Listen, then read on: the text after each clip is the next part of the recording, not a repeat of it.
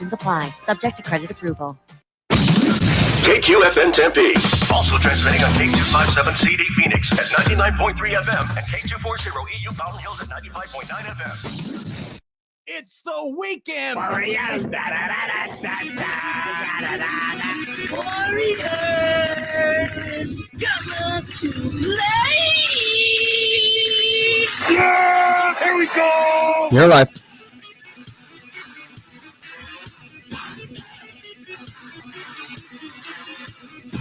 Well, good Saturday morning, everybody.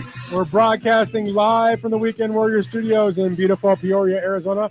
I'm Ralph Romano, alongside my partner in crime, the legend, Neil Lynch, and, of course, the legendary Philip Amron in the control room. And this is the Weekend Warriors. Hey, everybody, get involved in the show today. We'd love to hear from you on this beautiful mid-August morning, Saturday morning, in the Phoenix Valley or wherever you may be listening. So hit us up on the Fanatic text line. That's 888-368-1580. Or comment on our live social media streams. That's X, that's YouTube, and that's Facebook. And here we go. Yeah, here we go. We got Hefty Lefty on the text line right away. It says, my brain's going to be confused in a few weeks. I'm going to hear that Dak Prescott cadence and think it's 10 a.m. on a Saturday. Yeah, we're gonna. That's true. Yeah, he is. Yeah, you're gonna be on the broadcast. You're gonna listen to Tony Romo going, "I don't know, Jim. I don't know," or you can hear Chris Collinsworth going, "Now here's a guy." Patrick Mahomes is in bed next to me and told me that he really anyway. He's in bed. But yeah, so you're gonna hear Dak Prescott and you're gonna be like, "What? Weekend Warriors? What's going on? What's going on?" I appreciate the best show on 1580. The Fanatic is going on. That's all right. we are. That's right. it. Just that. By the way, Phil. So I have a tradition of commenting on Phil's outfits that he wears. I His do fit. it before you comment, and this is not fair because I was very busy prior to the start of the show, because that's It's a normally fit where check. you get your observations, your summarizations of all this. This is the first time, I want to say ever, in the history of Weekend Warriors that I have come to the studio in shorts. Oh, I thought he was going to say naked. Oh, no. Well, you can see Well, that he's that's clearly not not naked, at I'm- least not from the exactly. waist up. Halfway, I'm not naked, but no, So I'm wearing so- shorts.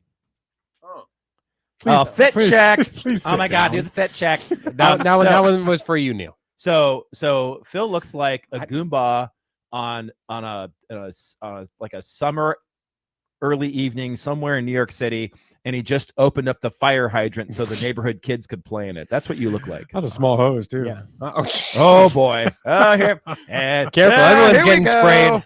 Watch out, Mrs. Reynolds. Watch out. Coming for you, baby. It's weird now that we have this new setup. I can, Phil can see us. It is very weird. I Right? feel much closer to you gentlemen. Do you? Before it was like I Okay, got that's a little to awkward, kind of be guys. this little narrator in the back, somebody who set you straight. But now I actually have to see when I hurt your feelings, Ralph. I get to see when a joke lands for you, Neil, and you start clapping. Like it's very different, It is very different. Well, let me hurt everyone's feelings. Let's start off with the good. Let's start off with the WNBA. That'll hurt everyone. Oh, here we go. Here we go. Here we go. So the WNBA players rejected a proposal from the league that would have sharply increased salaries. They were going Hang on a second. Did they block that? Did they block that proposal like players block Angel Reese's layups? No, but they indirected. They We need an rejected air horn, dude. We need a sound effect. a 4x increase that would have jumped their minimum salary from $66,000 to $250,000, with a maximum that was now at $250 could have went to $1 million. Right? Whoa. They said, here's their response to that. This offer is a slap in the face. Slap in the face. It's insufficient because you know what? We want part of the revenue. What revenue? There is revenue. I mean, especially since where there will There's be revenue. There's also It's just no expenses. There's also expenses. But they want a big chunk of the league revenues. They want to be not at the 50% the NBA has, but they want a higher than 10%. It's like you just got offered this huge raise in a company that makes no money. And your argument is that's not good enough. That's a slap in the face. So what do you guys think? I want to throw it out there. You know how I feel. So I think it's interesting. This is again, without sounding like an apologist for the WNBA Players Association. I get it. I know that the goal they want to from a percentage perspective, they want to be on par with the guys, with the NBA. Obviously we're talking about, revenue versus revenue. Now if you're going to be an accountant and get real picky about it, they said revenue, not profit, right? So when you talk about revenue, Yes, they deserve so from that perspective, I can see where they want that. And they've been saying, and again, now we're getting into the nuances of negotiation. It's all the way negotiations always go is that both sides take an extreme position to start, usually, not always, but usually, and then they work backwards from there to meet in the middle somewhere. To keep saying, at some point, from a negotiating perspective, you have to stop saying slap in the face constantly. Yeah. Because if you don't get exactly what you want, it isn't a slap in the face. All right. I know, as much as you may think it is, I'm talking from a negotiating tactics perspective. So don't come at me, you wacko fans out there. But I think that if they would have worded it differently, if they would have come publicly and said, you know what, it's a start, but we really want more. We demand those. Like, use it as a way of really reiterating. Listen, and here's the thing: there is the court of public opinion is going to play a factor into this one way or the other. And the problem is right now is that the court of public opinion is so polarized that there's no way they're going to be effective. And all they're doing, I mean, to me, I don't think it's a good move for the Players Association because change is going to happen incrementally, most likely. Okay. It is what it is. So I think that the negotiating tactics are not great in here as far as the nuances of it. I can go either way on that stuff. Phil, Anyway. let me ask you this, Phil. Okay. So I understand that. So I just gave you a 400% raise as a business owner, right? So you make $60,000 a year. I just gave you $240,000. Absolutely. Right. Not that I'm going to say you absolutely deserve it, because you're just that guy. Yeah, right? absolutely. But now you're saying, give me more of the revenue. Now, as a business owner, I need that revenue to not only pay your salary, but to pay all the expenses. And it's not even covering those expenses. I'm losing money, right? Yeah. But you want some more of that. Is that fair? 100%. But you see, when I'm the elephant in the zoo, and you're saying, hey, instead of the one peanut that I'm giving you for lunch every day, I'm going to give you 400 times that 4 percentage. peanuts. I'm giving you 4 peanuts. And I'm saying it's a little fair at the elephant to say, you know what? Since everybody wants to see Dumbo flying through the arena, because I've got magical ears, or in this case, a magical hose that everybody wants to come see. Well, we're talking about the bodega over there. In that case, then I kind of want a percentage of the gate. I kind of want a percentage of what it all is. I think it is a little bit ludicrous that we are upset of not saying why is the WNBA the only league specifically that is being relegated to just getting paid a set salary. None of the other professional sports leagues that don't involve women, whether it be the MLB, whether it be NBA, NHL. All of those revenue sharings currently are around 50%. WNBA currently is at like 9.7. 9.3%. Yeah, 9.3%. So to say that they are at a fifth less, to even go beyond to some degree, I think that is the happy medium, Ralph, is to where you go to let's share revenue. I think currently even they're only asking for, I think, around 30%. And even then I think I'm highballing. I think that they're asking for like 23%. I think that's correct. Yeah. So they're not even asking to get paid the same if we're even going to just revenue sharing. Okay. But so I think that's where the compromise is, because it says, hey, if there's revenue to be shared, let's share that. We're not even looking to get paid on the same level. We understand that we're not at the same level of the NBA. We're not at the same level of even the NHL or a league that generates less revenue. We want just to share in the profits of everything else. You guys have made an investment where you get your money now. If you are so despondent, if you are so bereft of any funds coming into it, go ahead and make good on your investment. You paid $10 million for the New York Liberty. Go ahead, sell it now at $317 million. That's your 30%. Go enjoy, or 30x times your money. Go ahead and enjoy that. But I get what you're saying, but you're asking for a piece of my revenue when I'm losing money. Exactly. I can't even afford to pay your salary technically, Ralph. but you want more. Ralph, back in the day, the NFL was and the NBAs were run by the local car salesman. Was run by the made good NFL player Jerry Richardson of the Carolina Panthers, where it's Right. like, oh, you know what, let's give it to you. And eventually, now we're getting to the point where the Lakers are being sold not to local Jerry Buss, who came together and was a real estate broker and then And made good, scrounged, yeah. and scrounged up all of his money. No, we're talking about corporations that are running the Right. Lakers as if they are a part of your Agreed. business 500. So times are changing. So it's not it. Yes, the WNBA used to be at one point. Now we are at a point where it is a viable business, whether or not Is it's it? It is. It is. But it's still losing money. It's not. It's still losing money. It will lose money this year. But the valuations are such that we all know how this goes, where it's all everybody wants to put their money and invest their money into sports. It is seen as a growing business. It is a part of something. and that's true. And that's across the board, youth sports in particular. Yes. Yeah, there is a growing sport. I would say that I think that, I mean, just this is, I'm just spitballing here, but I think one of the problems with the situation right now is that they're tied to the NBA. I Yes. think it's a much easier conversation to have if you're able to separate those two entities, and then the WNBA can stand on its own. But It it can can't. go into debt on its own. It is right? a very Like, unique that's situation. fine. Like the NBA is not dependent upon the NHL to come together almost in a weird pseudo apples to oranges collective bargaining agreement that one is sort of separate, but it's not. But it also depends on the business side of the NBA, and then the NBA itself is kind of shady with giving out numbers. It is a very unique. You're correct on that, Neil. But I think he's correct. But I also think that if that did happen and they separated, the WNBA would probably be out of business in 3 to 4 years because they're not making money. They're losing 60 million or more a year. Well, then So they would just fold. riddle me this, then, Ralph. Why are the players, the exact same players, if anything, just less than? Why are those players able to make successful leagues not only across and abroad in Europe, but also homegrown leagues that played prior to the start of the NBA? About unrivaled. That's what you're Unrivaled, talking yes. about. Okay, so in Europe, it's because there's an audience for it, right? There's a huge audience for it in Europe. That audience doesn't exist here today. It just doesn't, right? So that's why the revenue is what it is, and it's so low.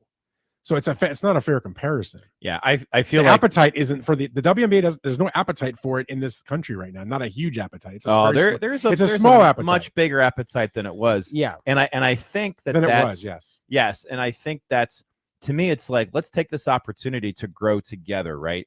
And Agreed. listen, as much as I have kind of poo-pooed the negotiating tactics of the WNBA Players Association, the ownership is culpable as well, because they're not hearing the concern, because they keep saying revenue share, and they say, okay, instead of coming back with an arbitrary number with a bunch of escalators and stuff, like like you said, it's 9% now. Let's have a graduated scale over the course of a couple of years to where it's going to get to a certain point, because the problem is you can't do it all at once. Well, they might be offering that. We don't know yet. We have, right. That's true. We have some of the people who are representing the Players Association who are completely out of touch with economic reality, Absolutely. who want it to happen instantly right now. They want to make Steph Curry money tomorrow, and that's just not going to happen. It's just not period. realistic, right? Let's stop comparing the WNBA to the NBA. It's not a comparable league. Let's Right. stop that. I mean- they need to stop that today. Because, I mean, it is absurd right now. There are a couple things that are just absurd on their face.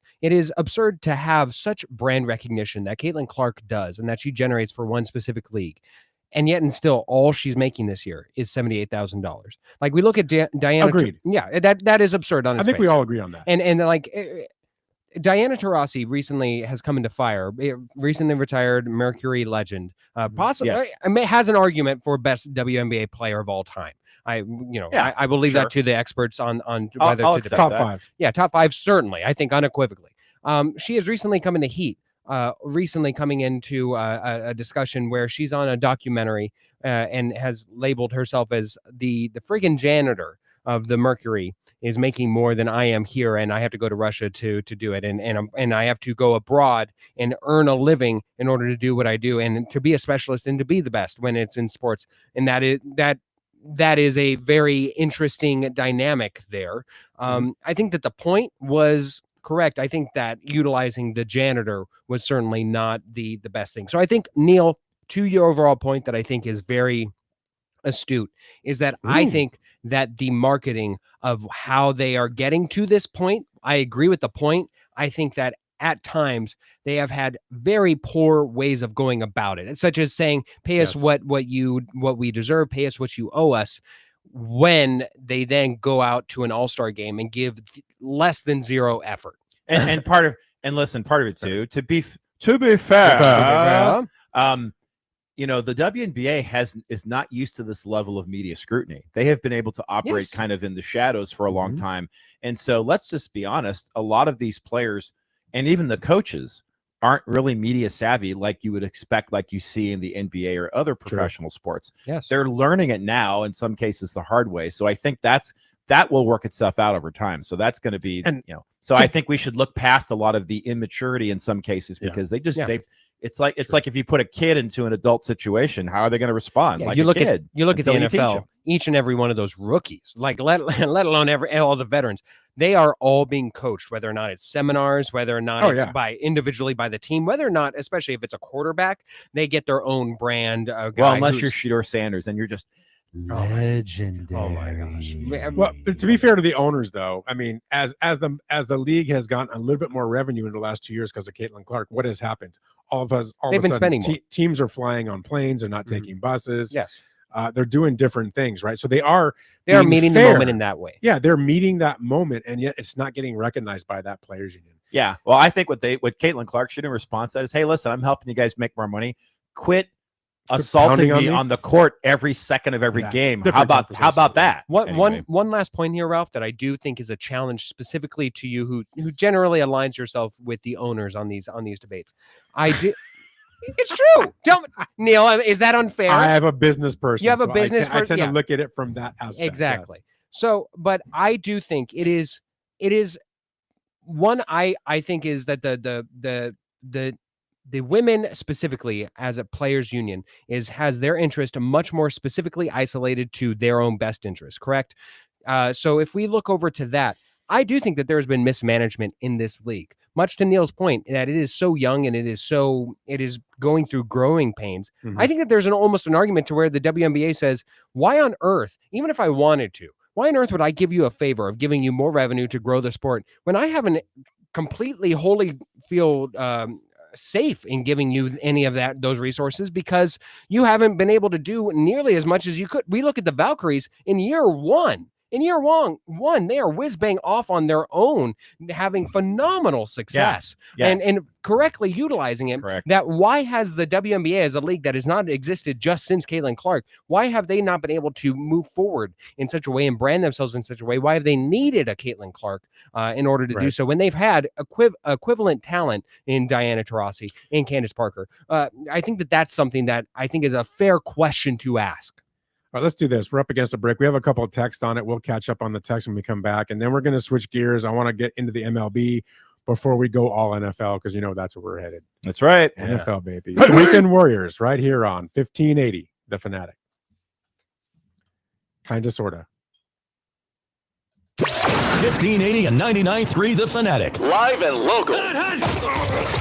William is one of millions of Americans who uses GoodRx to save on the cost of their prescriptions. My oldest daughter, Camilla, 2 days old, she had to have open heart surgery. All of a sudden, she's on 5 different medications. It adds up at the end of the month. Me and the pharmacist got so tight. She said, GoodRx save you a lot of money. Saving that extra $200-300 a month. We're able to do all these extra activities, so it puts less stress on our household, and it puts less stress on our pockets. Download the free app or visit GoodRx.com and start saving today. GoodRx user compensated for their time. GoodRx is not insurance, but can be used instead of insurance.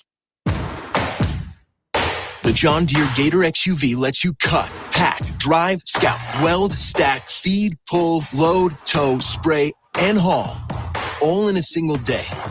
Because with the highest cargo box volume in its class, customizable features, and a towing capacity of up to 4,000 pounds, it gets the job done. You just have to get in the seat.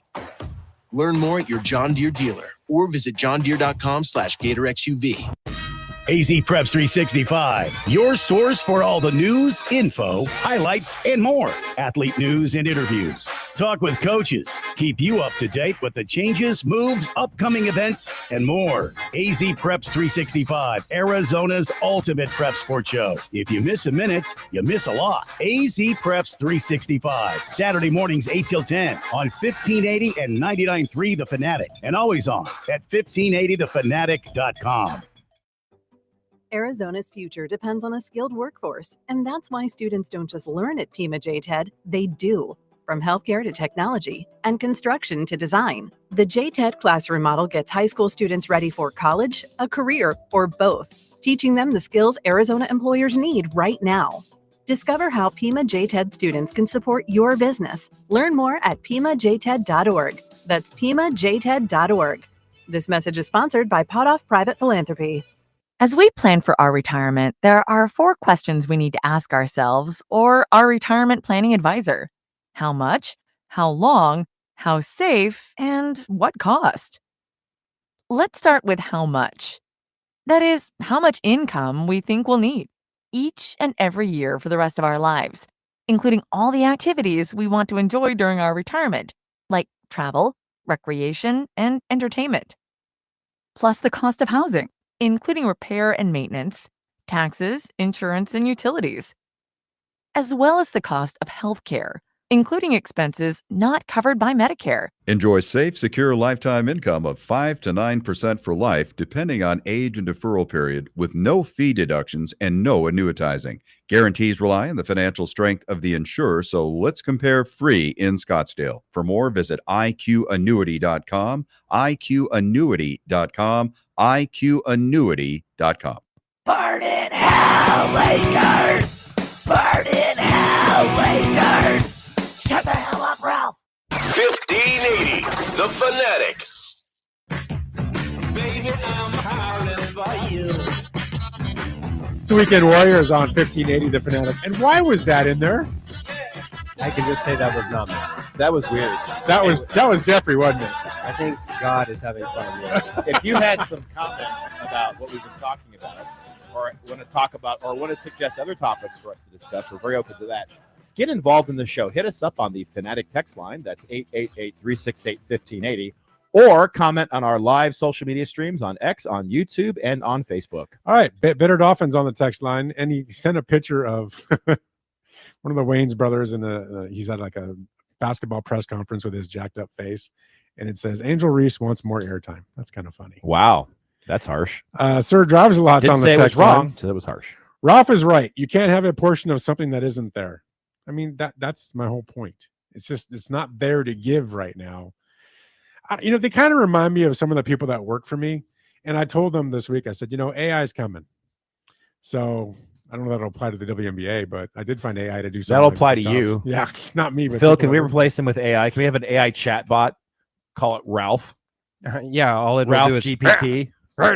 It'll repeat what you said, but we're not going to talk NFL yet, but it was funny because we have the Browns game on in the studio here, and we looked up and it was just kind of shocking to see the Browns drive right down the field against the Eagles, defending champs, with Dylan Gabriel, a real quarterback, behind them, and they scored a touchdown right away. But we'll talk about I'll that have to later. check out the stats. Yeah. You check out his 4 for 4 on that drive. We'll get the full context. Yeah. 4 for 4, 29 yards, full context. Anyway, we'll talk about that later. I'm sure. So somebody commented on the quote. They said, "Hello, Ralph, Neil, and Philip. What is the WNBA?" Well, fair Who's enough. that? Is that that was Gilbert Welch? Oh, that's Blissful Hayes. Look, WNBA is not Blissful for everybody. Hayes. Sorry, I didn't mean to use your real name out there. Morning, Blissful Blissful Hayes. It's not one of the top 4 leagues. It is where it is, but it's just saying, hey. Everybody pretend like you didn't hear that name. So Yeah. Blissful Hayes. Well, it shows up as his name on the screen here. Yeah, so we it's all right. I think we both made our points about the WNBA. Yeah. You made your point from somebody who's younger and doesn't understand what it takes to build a business. I made my point from somebody that understands business and what it takes to actually make And I'm money and not keeping lose you- it. And Neil stood neutral like Sweden. I keep So- you two separated. How about it works How out. about Switzerland? I don't think Switzerland, Sweden's yeah. very This neutral. is the Weekend Warriors, I think right? Switzerland is neutral, not Sweden. Where'd you get Sweden? Depends from? what part of Sweden you go to. Well, at least he What didn't are go you like you've never been there, clearly. Okay. You don't know that. I bought Swedish magazines when I was young. "Oh, Anyway. it's just fit." Oh my god. Anyway, I think This we've is made what I our have to points. put up with Let's every let's day. switch to the MLB. I really want to talk a little bit of MLB before. Do we you get to really? the I wonder yeah. what's going on in the Major League Baseball. Can we just talk real quick before I talk about your thing? Can we? Jen Powell. Before we talk about your thing. The Jen, my thing. Jen It's my Powell, thing. the first female umpire Yeah. that made her debut last week, and we Yes. all praised her last Yes, week. absolutely. Her thing. Man, Let's talk about her thing. Jen, let's talk about your thing, because you've got a thing. Can we stop? You started it. What do you mean stop? But Yeah, I didn't mean it. Neil, in that can you way. stop, please? I didn't mean it in that way. Oh, Yeah. please. So she makes her historic debut. Yes, she does. First pitch, 6 inches outside the strike zone. It was like CB. Strike. It was like a CB Buckner strike call. It was horrible. Angel She's Hernandez. settling dude. right on it, isn't she? That's Yep, fantastic. she's making I her mark. made it to the big time. Let's screw And this you know, up. here's the thing. Listen, no fault on her. She decided I'm going to call the first pitch a strike. I don't care if it goes over the catcher's head.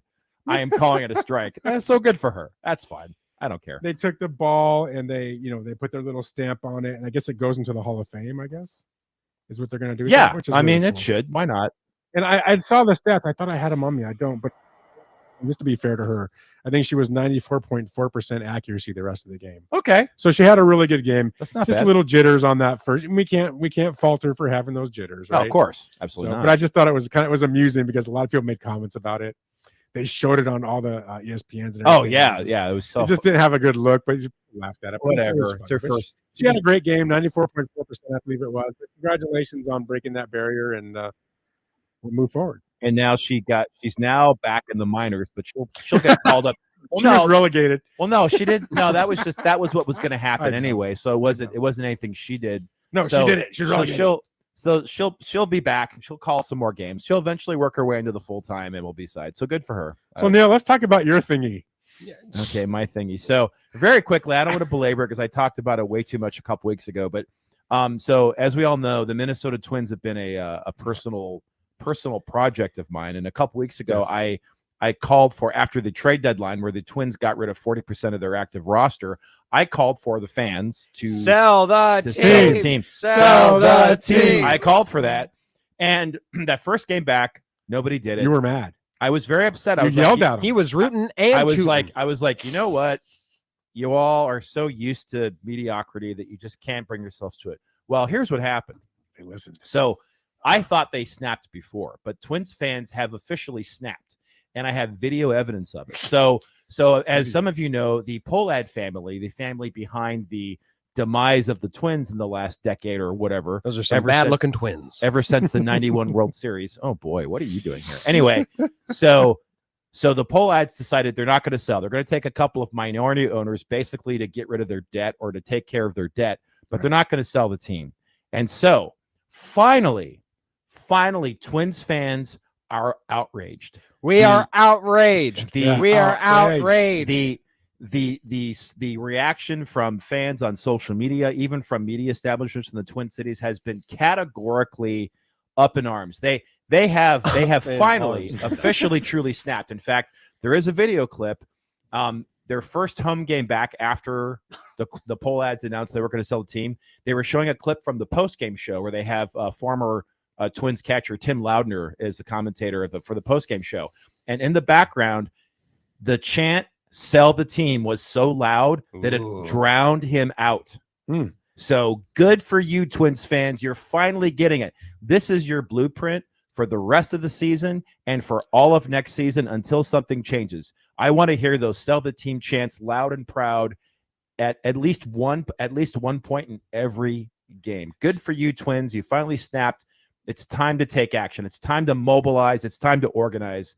It's time to chant, "Sell the team. Sell the team. Sell the team." See, All right. Neil, that is the ignition point. See, that is where, Minnesota, that's Minnesota nice. They are just too nice to do it of their own volition. What you need, Yeah, well.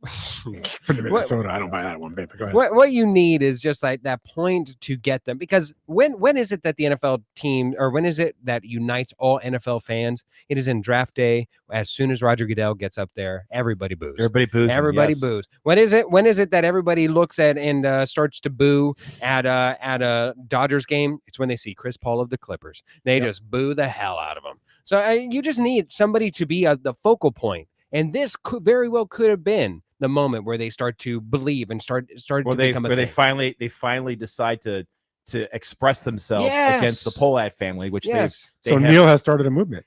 I did not start anything. The Twins fans did it all. No, on their Neil, own. a lot of movements start up there. So you started this one. Okay, fine. I'll take credit for it. But ultimately, I think they did. I tell you what, it warmed the cockles of my heart. Whoa.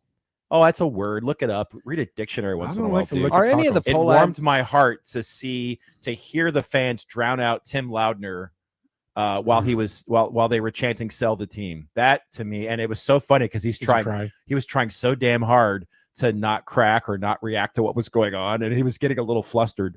It was a thing of beauty. Okay, I'm done talking about it. All right. So text line. Let's go to text line. Baker's cocky hands on the text line says, "I'm surprised it took this long for a woman umpire. MLB is very inclusive. They have employed blind umps for years. Angel Hernandez, Oh, yo, that's a great. That is fantastic. Fantastic. Great text. Well Baker's done. I'm like, they're that included. I think he's been sitting on that one. He probably thought of that a couple days ago, and he's like, I can't wait to put this on the Weekend Warriors. Hefty Lefty's on the text line again says, "I'm waiting for her first ejection of a manager. I'm really hoping it's just most passive aggressive ejection in history." That'd be fun. Oh man, yeah, that's get out of my house. I mean my field. Anyway, all right, that's text line. So speaking of the Dodgers, were we? We weren't speaking of the Dodgers. The Los Angeles We were speaking of the Neil Lynch movement, but go ahead. You mean the Dodgers that are currently tied with the Padres for Wow, the NL West League after squandering a 9-game lead? That is quite possibly the most optimistic way of just saying the Dodgers have absolutely Amber Hearded in the bed. Whoa! For the past week. Whoa! They have just been they've been on a bad streak, guys. They are what? Out of their last 10, 4-6? 12-20 since the All-Star break, I think it is. Look at my face. I'm not concerned. Not well, okay. So even if the Dodgers are a game out of the playoffs by the end of the regular season, we know Ralph will be picking the Dodgers to win the World Series. But let me talk to a level-headed Dodgers fan. Neil. Yes. So scared Dodger fan. So we're talking about a series, and it's a 6-game series. Well, it's not a 6-game series, but it's a six set of games that are coming up here with the Padres. That is more than likely going to determine the division, right? Like, and this is heading into this series. Maybe. Right. But the Padres, this is the latest that the Padres have led the division since 2010, I think was the stat leading into it. Okay. How important for each team is it to win the division? Because I believe that for the Dodgers, it doesn't matter that much. Okay, so this is a good point. I agree with you. Given the history between the two franchises, I do think that it means a lot more to the Padres to win the division than it does those the plucky Dodgers. little Padres. Okay. No, I get that. I think, and I'm going to tell you this right now. I'm going to use those terms. Do it right now. Right, this instant, not later. Now, open your ear I holes. was very surprised. I was very surprised at how unenthusiastic the Padres looked last night. I know that they had King starting. He had injured. They had to basically have a bullpen game, and believe me, if anybody knows that, it's the Dodgers, how that works. Oh, yeah. And so I feel like that took a little wind out of their sails. I mean, I thought, listen, if there is ever a time for the Padres to waltz into Dodger Stadium with their brash and bravado and start, Schilt hitting batters left and right, like start this would be salting the the time field to while do you're it. in the outfield. Like seriously, I thought this would be the game. Like I thought they were going to come in with a lot more chutzpah, and they just didn't. It was really weird watching the game. The Dodgers were already uptight and very tentative throughout most of the game, waiting for the other shoe to drop, which thankfully last night it didn't. But it was a weird environment to watch, and I watched the whole game, but it was just weird to me. I felt like the Padres had an opportunity to really, you're going to stick a a stake in the heart of the evil Dodgers, and they just couldn't do it. Now we'll see. Tonight is Dylan Cease versus Blake Snell, which will be a fun matchup for Cease a couple has of been terrible reasons. this year. Well, that's what I mean, it's like Snell got blown up his last out. No, last start no, was last phenomenal. Oh, I'm was thinking of 2 out. phenomenal. Sorry, forgive no, me. but no, but still, I agree with you that this will because after this series or after these games between the two teams, the Dodgers have the easiest schedule the rest of the season, and the Padres have the second easiest schedule. Yeah. So assuming that both teams play up to their potential, and the Dodgers don't go on some inexplicable weird losing streak against the Rockies, which I'm such a skeptic sometimes. If that works out, then these games between these two will determine the outcome of the NL West, and it will determine the playoff standings. That I think the Padres are going to be in the playoffs. There's no doubt about it. Right. And again, like I said, it doesn't matter if the Dodgers were to somehow magically not make the playoffs. I think in some ways they might secretly prefer that, because then people are going to underestimate them slightly. Not the fans. So might, not if they the weren't teams. to win the division, because you said if they weren't to make the playoffs. Yeah. So He if they meant weren't division. to make. Okay. He meant Cool. division. Okay. Just making So- sure. Ralph. Yeah. So I think we're both in agreement that it doesn't matter, whether or not the Dodgers win their division. No. But I think the one that how important for you would it be that the Dodgers get ahead enough to where they don't have to be in the wild card round, where they don't have to get the 3-game series? Because I think that coincidentally them winning the division would be something along those lines where they'd be in the race for that. But I think that is something that is important to them to some extent. Do you agree? I don't know. I mean, I'm not a fan of the teams getting the bye in baseball. It just hasn't worked out very well. I like when a team keeps playing personally. So again, none of this matters. It just doesn't. I mean, I'm serious, guys. I'm consistent, if anything, and I'm staying consistent with this. These LA guys. I'm on this group chat that Neil's on with all our LA friends, and they're all in the freaking out and stuff. I don't even get in the chat because I want to sit there and go, you guys just shut the hell up. There's nothing to be concerned about here. Just get over it. The Dodgers are fine. They're the most talented team in baseball. I get they're having their struggles here and there. It's a little weird this year, but even with all that said and done, when it gets into a playoff series and you have that rotation and you have that lineup, assuming they make it. Of course they're going to make it. Assuming the rotation makes it. Which I think it will, and it'll be rested, very well rested, because it hasn't pitched all year, right?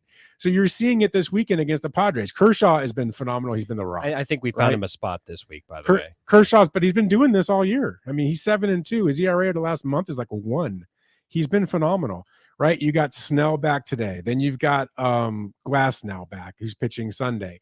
Then Yamamoto's throwing Monday. I mean, those are your guys. You got Ohtani, who I think should be in the bullpen, but he's throwing. You got Sheehan. This rotation is ridiculous. And in a playoff series with that rotation, and you're going to use some of those guys in the bullpen as well because you can't use them all. This team doesn't lose. Yeah. You're not going to beat this team. Yamamoto I get the fear of they're not scoring a lot of runs, and I get that. I really do.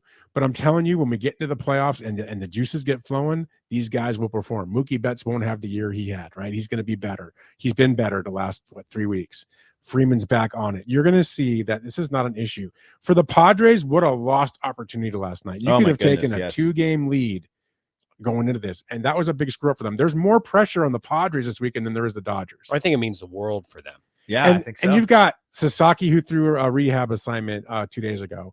Kopech threw a rehab assignment. These guys, the bullpen, the Dodgers' biggest weakness right now is the back end of the bullpen. Yeah. Because everyone's hurt, but they're all starting to come back. They're all getting ready. And I'm going to say this. I told this to Neil.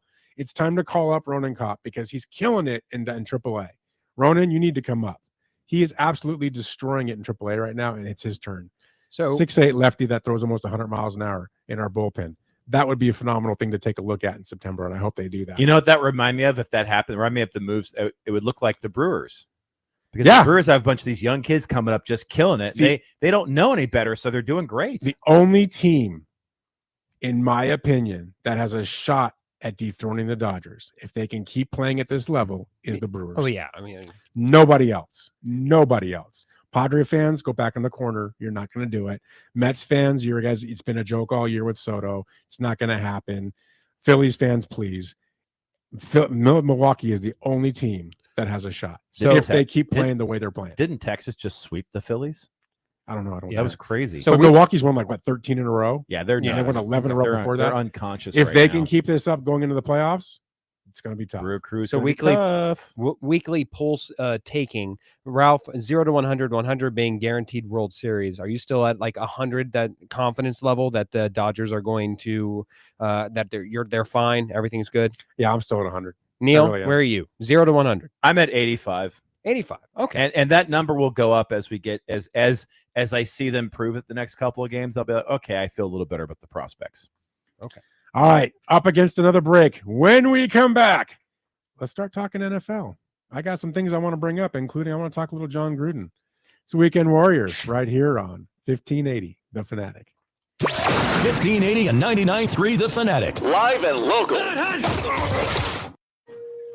More fiber and laxatives, eh? Who are you? I'm future you. Future me? Constipation with belly pain still coming back? Our doctor figured it out. It's irritable bowel syndrome with constipation, or IBS-C, and Linzess could help you get ahead of it. Linzess linaclotide is a prescription medicine that treats IBS-C in adults. It's not a laxative. It's a once daily pill that helps you get ahead of your symptoms. It's proven to help you have more frequent and complete bowel movements and helps relieve overall abdominal symptoms, belly pain, discomfort, and bloating. These symptoms were studied in combination, not individually. Do not give Linzess to children less than 2. It may harm them. Do not take Linzess if you have a bowel blockage. Get immediate help if you develop unusual or severe stomach pain, especially with bloody or black stools. The most common side effect is diarrhea, sometimes severe. If it's severe, stop taking Linzess and call your doctor right away. Other side effects include gas, stomach area pain, and swelling. Talk to your doctor and say yes to Linzess.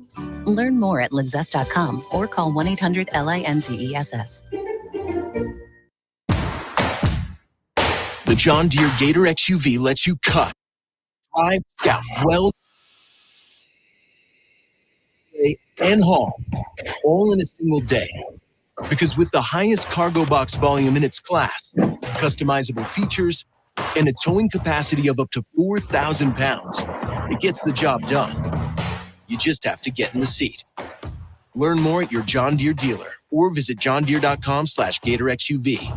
Jorge, let's bring the nail gun over here. Jose stands tall atop his sustainable flooring company. Totally. It's renewable and moisture resistant, but we have several green options too. Or we got some beautiful reclaimed oak. But floored by his success, he needs to hire more installers. I need Indeed. Indeed you do. When you sponsor a job on Indeed, it's easier for talented candidates to find it, which makes it easier for you to hire them. Visit Indeed.com/credit and get $75 towards your first sponsored job. Terms and conditions apply. To all my friends in Arizona, you don't need Gary Kaltbaum to tell you that your power costs are going up astronomically year after year. Last year, APS had a huge rate increase, which impacted so many families. This year, it's SRP's turn. There is a good chance that the federal solar tax credit, your hard-earned federal tax dollars that you will receive and that pays 30% of your solar system, may be going away at the end of December. But I'm here to tell you about the Solar Sandy solution. Don't regret not going solar now. The Solar Sandy solution strives to achieve zero power bills, or very close to zero. And for over 10 years, my friend Solar Sandy has been helping Arizona families and getting them the federal and state tax credit that helps pay for it. When those bills go up, there's nobody helping you pay your increased power bills. So go to AskSolarSandy.com. That's AskSolarSandy.com and fill out her kilowatt worksheet today. That's AskSolarSandy.com. 1580, The Fanatic.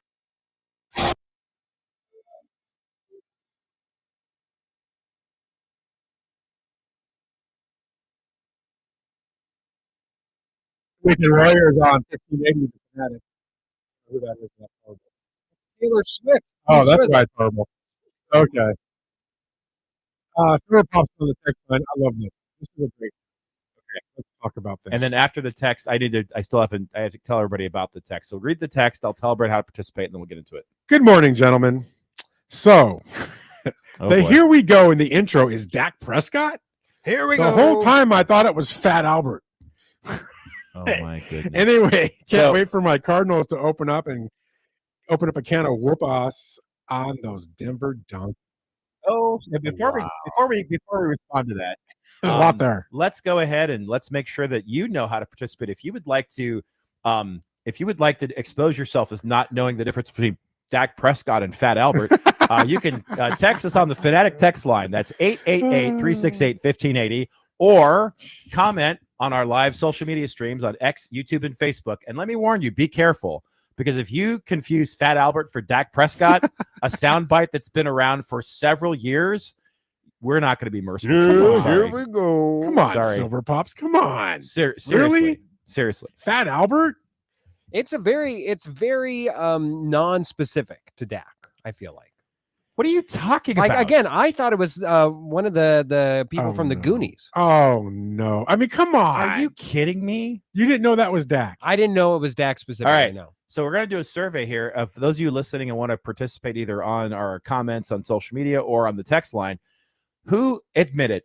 Did anybody else not realize that sound at the beginning of our show and our opening was Dak Prescott and his very famous quarterback cadence? I had to call him and get permission to put that on there. You did not. You had to talk him Dak had man to to man, know that. Dak to Dak didn't. Dak Oh to my Dak. goodness. No, he did not.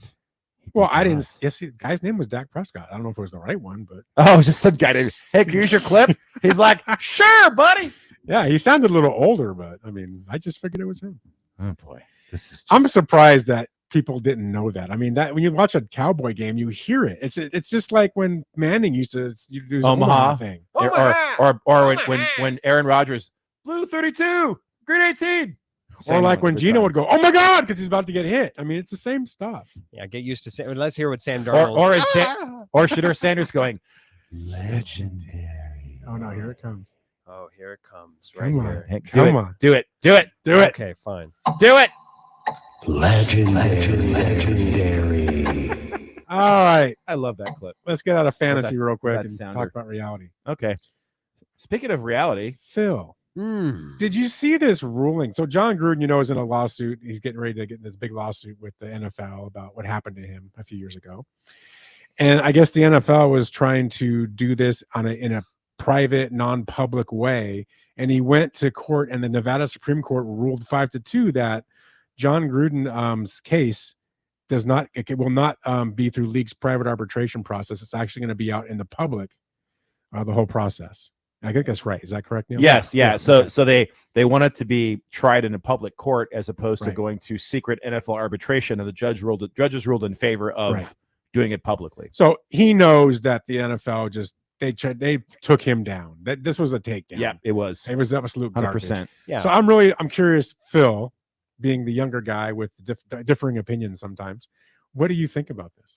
A couple thoughts here. First of all, I do think it is odd that out of all of the NFL correspondents, only Jay Gruden got stuck with the fallout. Right? It is odd that it just fell specifically on him Or John. Or John. Yes, I'm sorry. Both of them. I don't even know where Jay is now. But anyways, Home. John. Yeah, home. Thank you. But I do think it is odd for that to happen.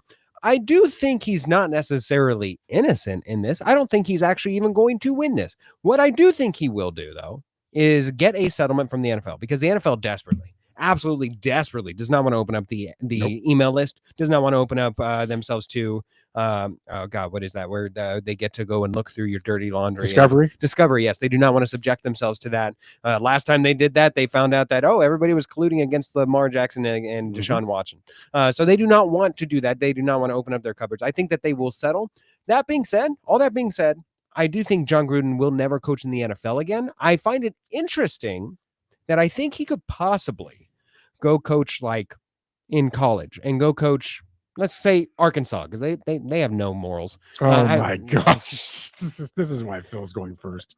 Oh, because because they're the ones, they'll take Bobby Petrino, they'll take Cal Calipari over there. They don't give a hoot and nanny what you did. Hoot nanny. They'll take anybody down there. Yeah. Neil, So yeah, I think that regardless of what you think about Gruden and what he actually did, because now let's be clear, Gruden's not the only one that talked like that in the NFL. Am I saying it's right? I'm not justifying the actions, but I'm also saying that it was pretty obvious that he was singled out because of some vendetta that the commissioner, Mr. Goodell, had against him. And so that's the part that's at issue here. Right. Gruden is not trying to say I'm not a horrible person or a racist or whatever I don't know whatever he said. I don't know what it was, but he's not trying to prove that he's not. He's just saying that he was unduly targeted. He was singled It was out. a gay reference. Oh, okay. In 2 emails, they made a gay And, reference and about also racial insensitivity. Wasn't it so- about Michael? What's his name? The one gay football player. It was Michael about him. Sam? I don't know. Yeah, it was about him. I believe. Yeah. I believe that's what it was. But the thing is, this isn't he about called them that. gay. It's about the fact that he was singled out, and because I guarantee you, he's not the only one, and the NFL knows that, and that's why. And so I totally agree with you that I think they're going to settle. The fact this goes public, that puts him in the driver's seat. Now, will he ever coach again? That remains to be seen. I think he will. I don't know if that's the case or not. If he doesn't, I wouldn't be surprised. If he does, I wouldn't be surprised. So I just, part of me just loves the fact that we're going after the monopoly, the centralized kingdom that is the NFL. That warms those parts of my heart that I can't talk about because Ralph doesn't understand big cockles. the English language and gets he gets a funny feeling in his nether region when I talk about it. But you keep your cockles on your side of the table. That's weird. Okay. Anyway, so that's how I feel about it. So I agree with you. Not you, Phil. Me. Ha. Yeah. No, I mean, again, I love to see somebody go after the big bad NFL. Oh, because, yeah. Because the bottom line is, if they were without stone, I mean, without sin, they wouldn't be able to. You know what I'm saying? It's the whole Bible reference thing. So they've got their skeletons in the closet. They've done a lot worse than these 2 emails about a gay person that was in the league.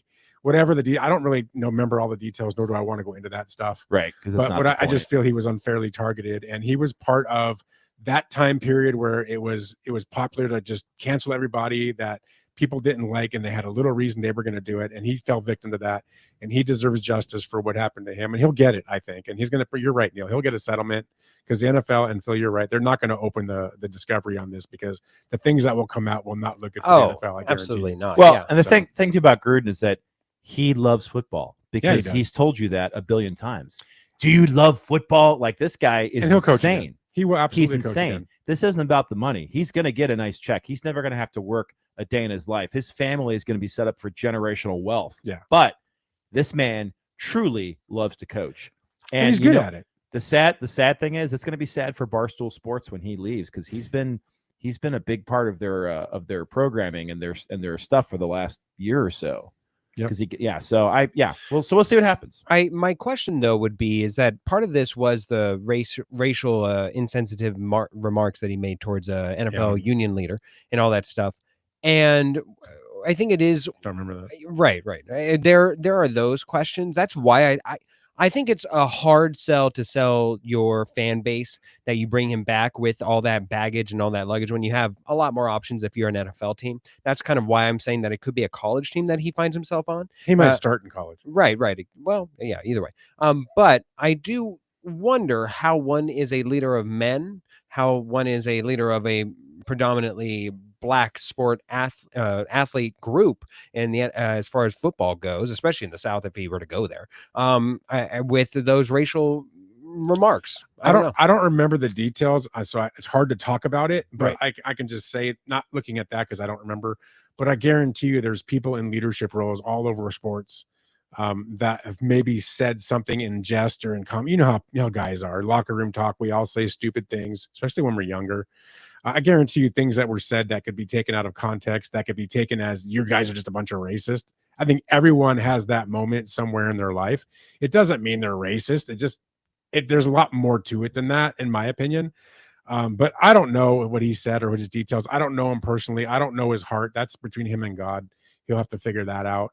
But if he's truly a racist and he truly hates a certain minority or ethnicity, yeah, I mean, he should not be anywhere around it. I would agree 100% with that. I just don't know what he is. I have no clue. I can't judge. I can't judge the man. That's not my job. That being said, Neil, I do agree with you. The man does love football. You can see that he's got the fire, the burning passion, and all that stuff. Even with the Barstool stuff, I think he's an entertainment product, man. He is. I agree for sure. He'll be back in football. Speaking of entertaining, nice segue there, Neil. Notice how I pat myself on the back. So apparently, Mr. Ben Johnson, the new head coach of your Chicago Bears, has had some things to say about Mr. Caleb Williams. Now, there's been a lot of talk. There's been videos floating around of him missing a bunch of targets in some practice thing. I've seen it, yeah. And it's like, listen, training camp is training camp. It's really hard to get a bead on things one way or the other.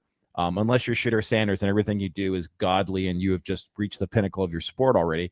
But Mr. Ben Johnson acknowledged legendary. Oh, we got to every time it plays, we got to wait for it. New head coach Ben Johnson acknowledged that Caleb Williams, he's making strides in practice, but they have a 70% completion rate for the team, and they haven't reached it consistently yet. So, Johnson said that Williams is still developing. His progress is incremental, and his accuracy is trending up. So he's saying all the right things. He's giving props to Caleb Williams.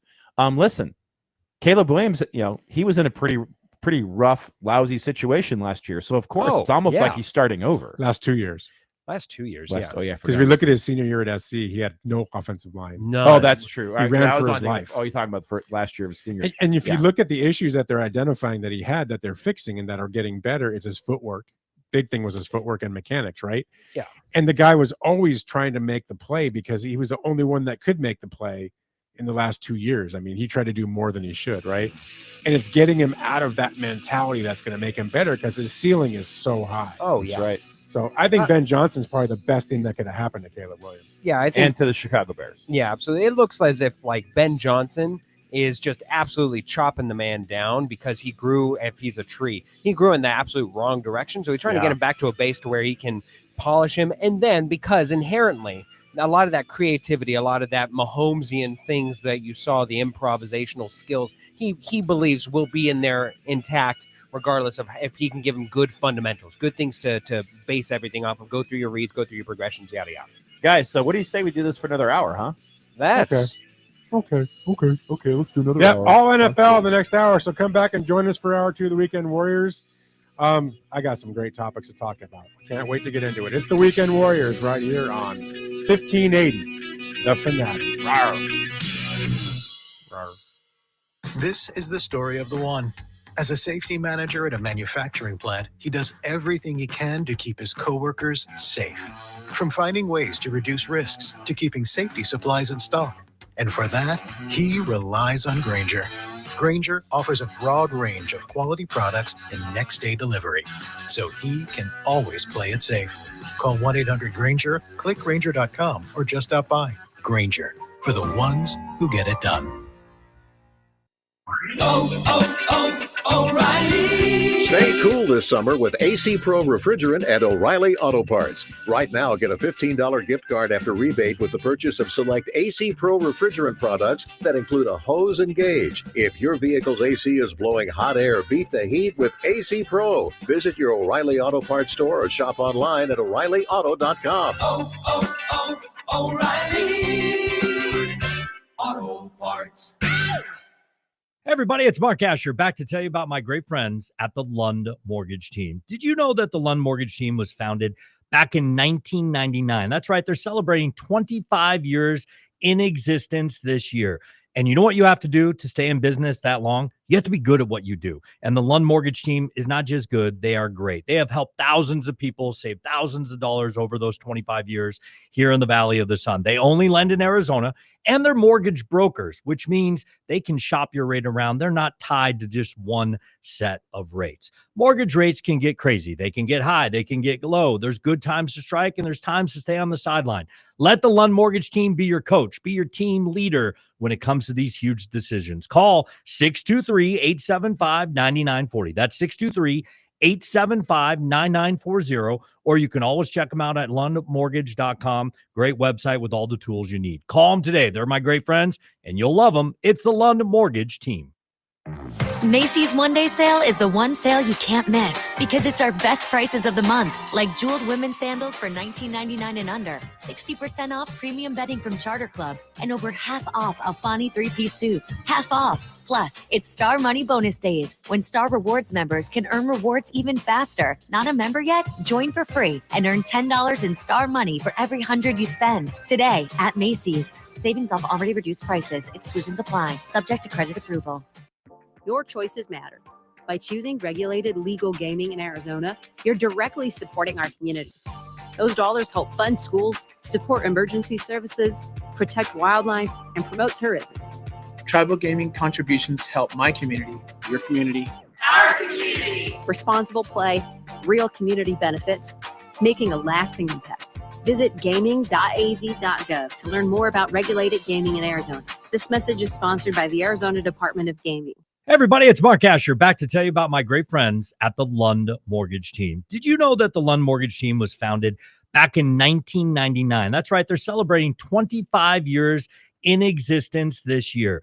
And you know what you have to do to stay in business that long? You have to be good at what you do. And the Lund Mortgage Team is not just good, they are great. They have helped thousands of people save thousands of dollars over those 25 years here in the Valley of the Sun. They only lend in Arizona, and they're mortgage brokers, which means they can shop your rate around. They're not tied to just one set of rates. Mortgage rates can get crazy. They can get high. They can get low. There's good, right? And there's times to stay on the.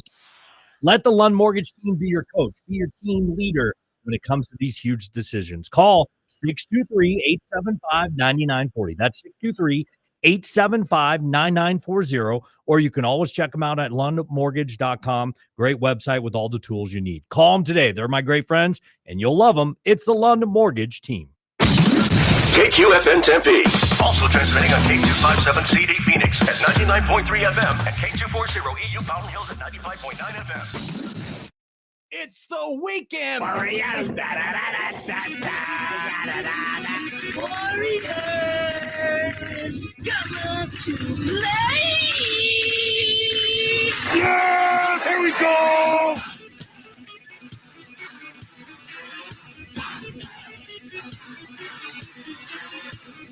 All right, everybody. It's 11 a.m. on this beautiful Saturday morning. I'm Ralph Rolano alongside my partner in crime, the legend Neil Lynch, and the legendary Philip Amorine in the control room. And this is hour 2 of the Weekend Warriors. Hey, before I talk about the text line, did we see the text from, was it Lions Girl said good morning to us? I didn't see it.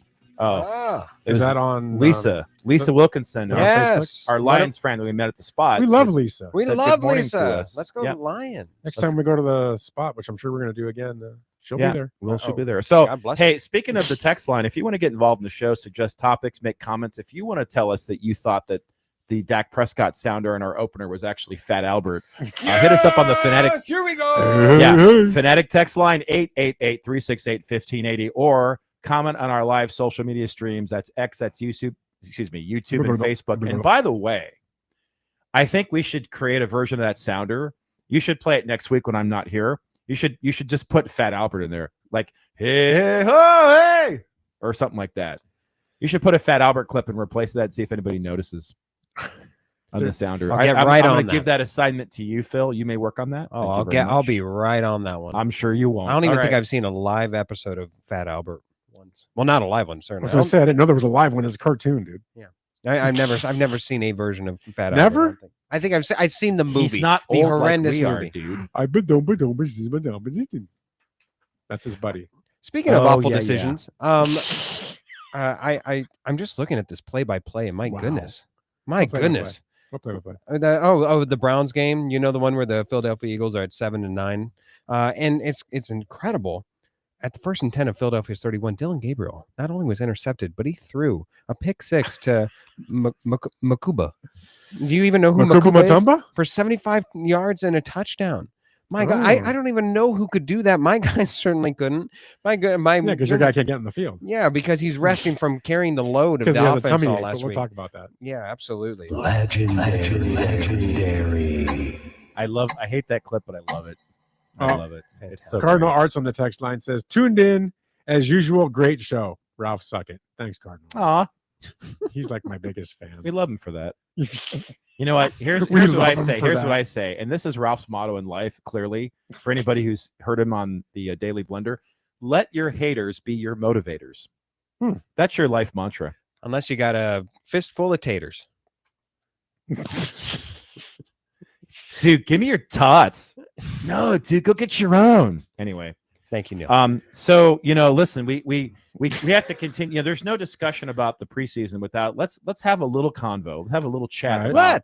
about the Minnesota Vikings. And apparently Minnesota Vikings. JJ McCarthy Yeah, he's actually has had good. the best training camp during joint practice with the Patriots, completing 13 consecutive passes, 6 for touchdowns, by the way, and demonstrating improved decisiveness and accuracy. So apparently, Kevin McCarthy's experiment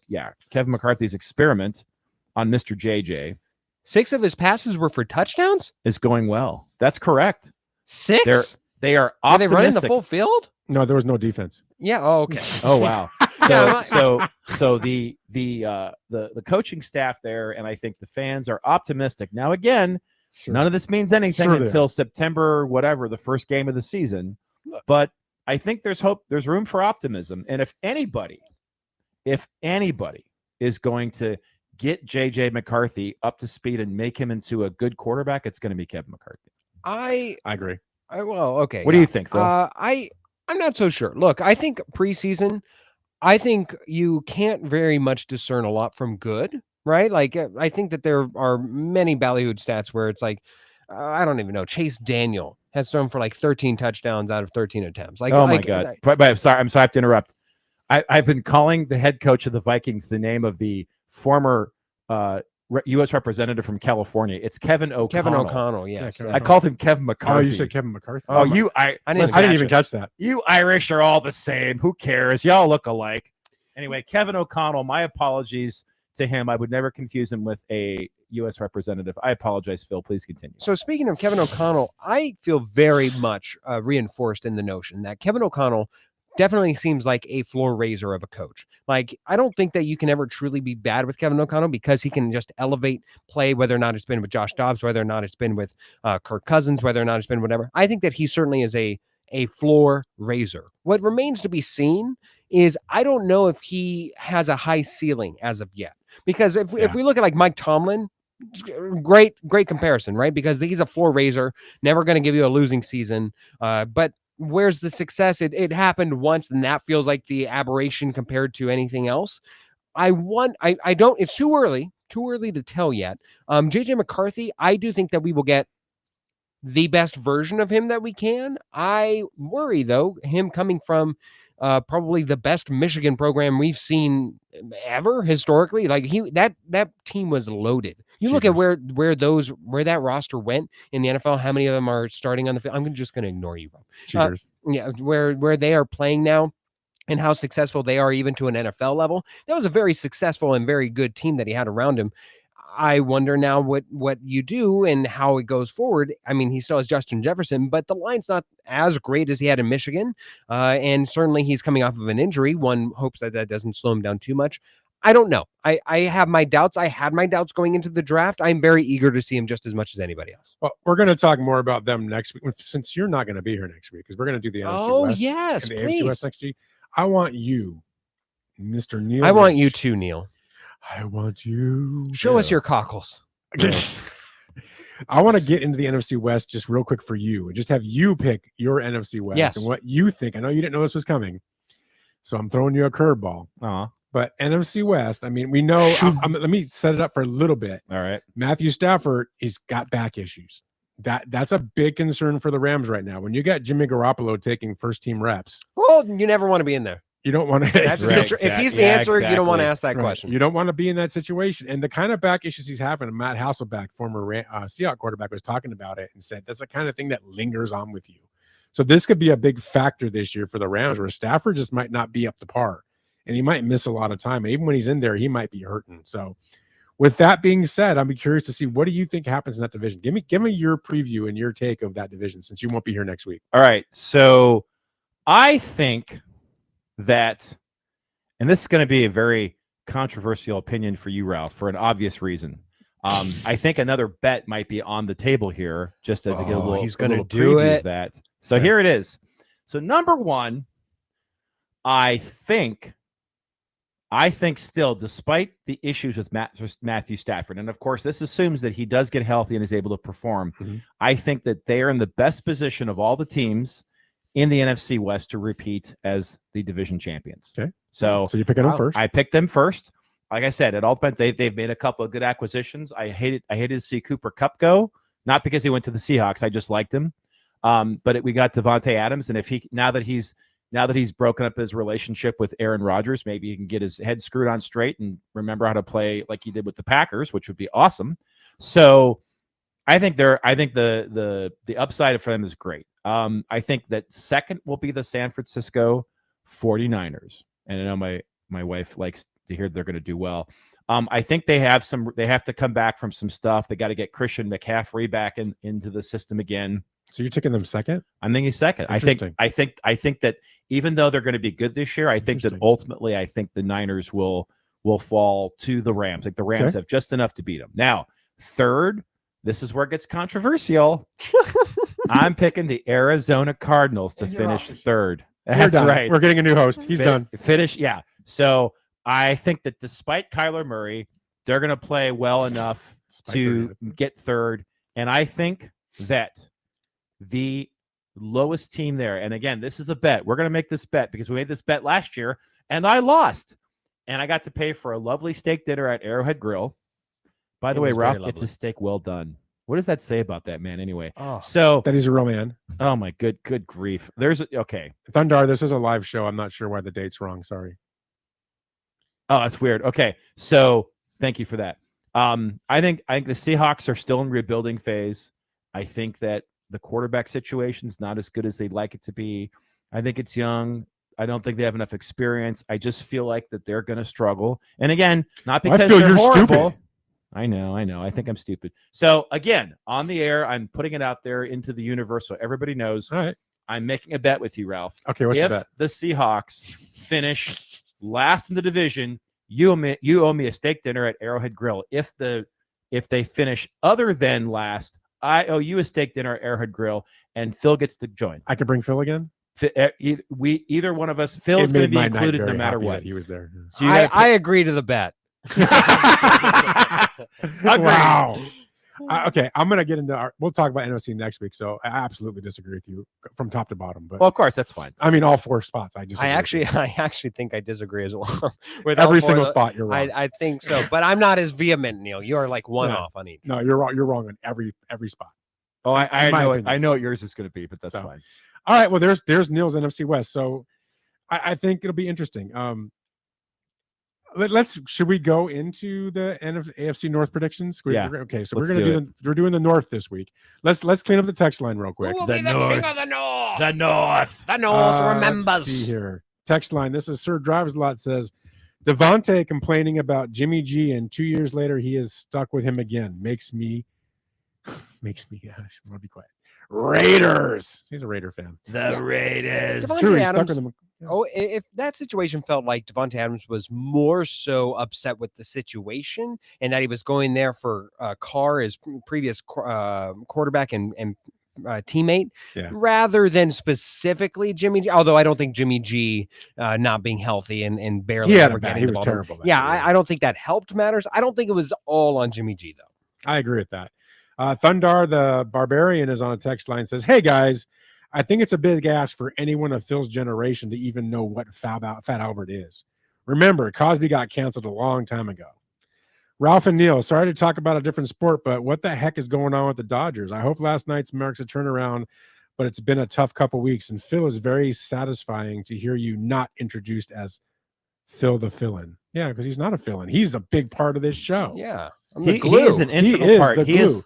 Go to the website. Look at the bio. You will see Phil is a glue. I'm glue. He's glue. I'm the dead horse, and I'm being beat. Thank you. I was just going to go there. We talked about Dodgers last hour or so. We're not worried. Don't worry about it. Just pretend it never happened and look forward. You'll be fine. We're on levels. Ralph is still, bet your mortgage on it.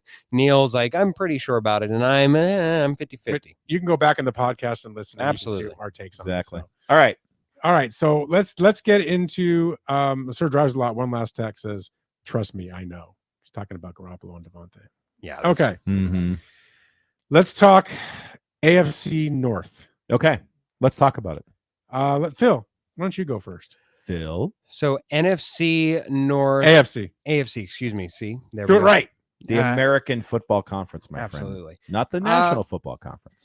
I think that the North is the most interesting direction, right? Like, because I very much, I think across the board, outside of the Browns, could see any team in the north of the NFC or the AFC win this division of their appropriate divisions. So if we're starting with the AFC North, I guess if I start at the bottom, okay. I like this. I'm going to go, because I very much don't believe in them, I'm going to go with the Pittsburgh Steelers. Now I get At the it. bottom? At the very bottom. What I is think- wrong with you these last couple of weeks? Controversial. Now look, what is the recipe for disaster for the Pittsburgh Steelers? Aaron Rodgers. maybe if you look at across the way whenever you're playing the Jets last season and you say, you know who's really not doing well and who we actually beat is that Aaron Rodgers guy. Let's bring him onto our team. He's looking slow, he's looking old, and you know what? We're also going to have our best, if not one of our best, defensive players, Cam Hayward. He's going to be holding out of camp late. Like he was one of those who was fine, and then now you've upset him. And let's trade away George Pickens, and we're going to bring back an even more expensive and probably not much aligned with the quarterback, wide receiver. You got Aaron Rodgers. None of it spells well for me. None of it. Not a single thing of it.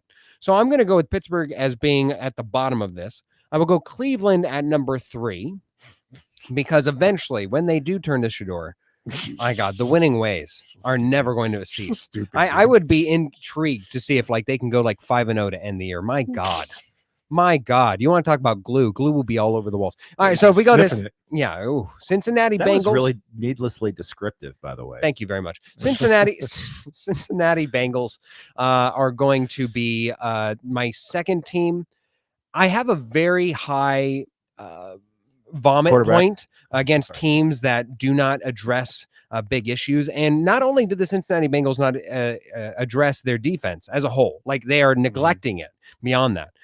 They also didn't address their offensive line, which was pretty bad last season. And you don't have one of the more mobile quarterbacks in the league. You have Joe Burrow, who's not exactly a Tom Brady statue, but he's pretty darn close. So I think when you are putting all of your hopes and dreams on that offense, and you're not putting it in the foundational pieces, the pillars that are the offensive linemen and what make up a good offense, I have worries. And I think that the Baltimore Ravens will be the king of the North yet again. I think it is almost just a formality at this point. I dare say that I think that they will be vying for, if not the number 1 seed in the AFC this season. Neil?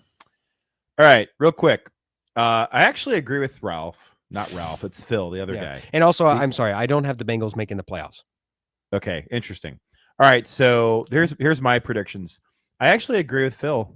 I think the Steelers are going to finish last. You're both stupid. God bless you. I think the circus is going to be too much for them. I think Aaron Rodgers is going to absolutely embarrass himself and embarrass the Steelers organization, and it's going to be a season to forget for this organization. So I predict chaos and humiliation for that team. Amen. Here. The third place team is going to be the Cleveland Browns. Legendary. I think the quarterback situation is going to be a distraction.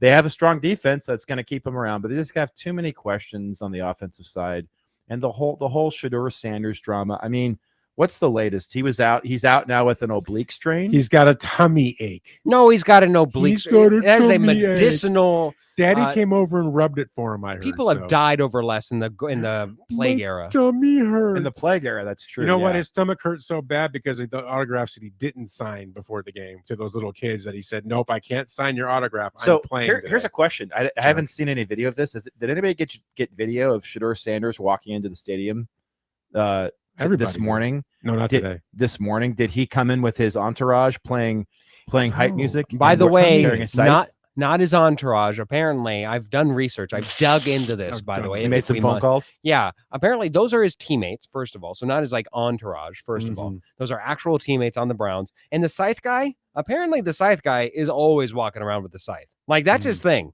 He's just walking around Brown's training camp, and he's the weirdo with it. Everybody calls him odd, Chuxtable, whatever he is. Yeah, he's well, okay. So moving on from that circus, the Browns are third.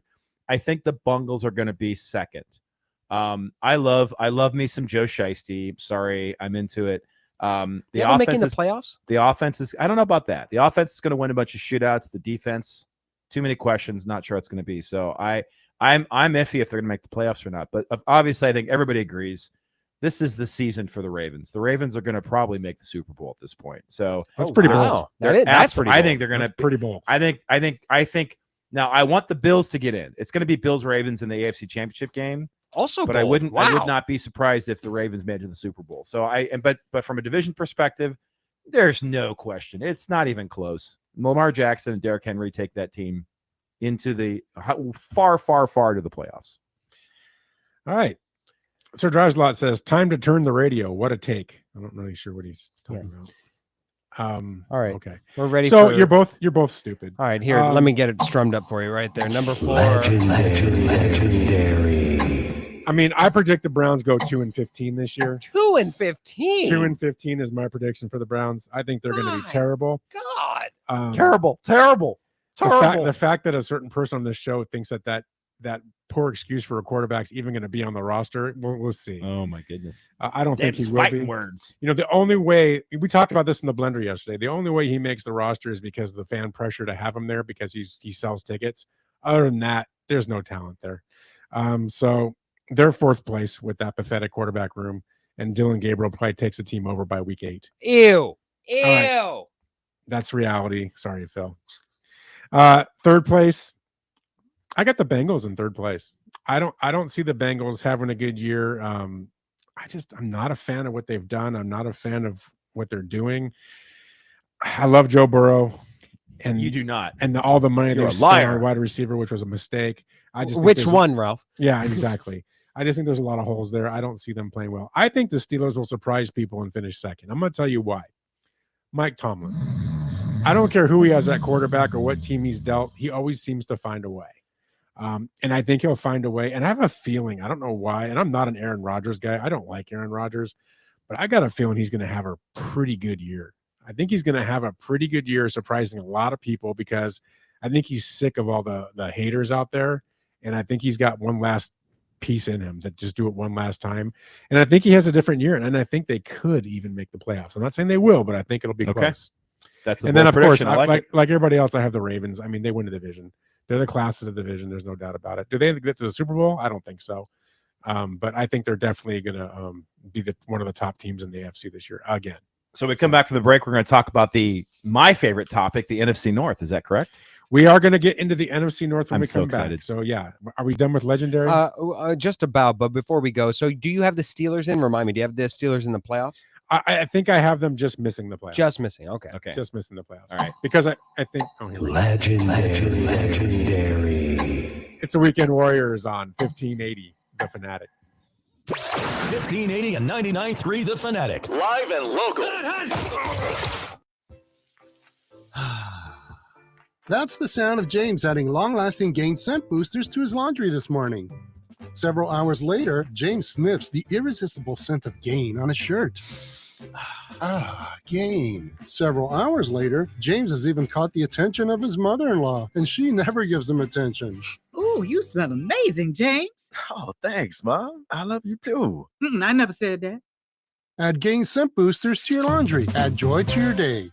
All right, people, serious question time. Did you know that driving high is considered driving under the influence? That's right. Driving under the influence of marijuana is against the law in every state. That means even in states where marijuana is legal. That means driving high could get you a DUI. And if you think law enforcement officers can't tell when you're driving high, well, you're wrong. If you're high, they can tell. Your friends can tell. Your coworkers can tell. Even your parents can tell. Everyone can tell. So what makes you think that law enforcement officers don't know when you're driving high? You'd be wrong. They can tell too. Driving under the influence of marijuana can slow response time and change how you perceive time and speed. So even if you think you're fine to drive when you're high, you're not. Because the bottom line is, if you feel different, you drive different, and driving high is driving under the influence. So remember, drive high, get a DUI. Paid for by NHTSA. If you have unfiled taxes or are in debt to the IRS, this is important news. Did you know the IRS has programs specifically designed to help people struggling with tax debt? Powerful tax assistance programs that can save you thousands if you qualify. No one knows these programs better than the experts at Optima Tax Relief, America's most trusted tax resolution firm. A+ rated by the Better Business Bureau, their award-winning tax attorneys and licensed professionals have resolved over $1 billion of tax debt for their clients. One call to Optima can start the process, helping to put an end to your worries about wage garnishment, asset seizure, and other aggressive IRS actions. Find the best options to solve your tax problems. Call the experts at Optima Tax Relief today for a free consultation. Call 800-410-6744. 800-410-6744. 800-410-6744. Optima Tax Relief. Some restrictions apply. For complete details, please visit OptimaTaxRelief.com. Peter, hot head. Let's bring the nail gun over here. Jose stands tall atop his sustainable flooring company. Totally. It's renewable and moisture resistant, but we have several green options too. Or we got some beautiful reclaimed oak. But floored by his success, he needs to hire more installers. I need Indeed. Indeed you do. When you sponsor a job on Indeed, it's easier for talented candidates to find it, which makes it easier for you to hire them. Visit Indeed.com/credit and get $75 towards your first sponsored job. Terms and conditions apply. We talk sports. 1580 The Fanatic.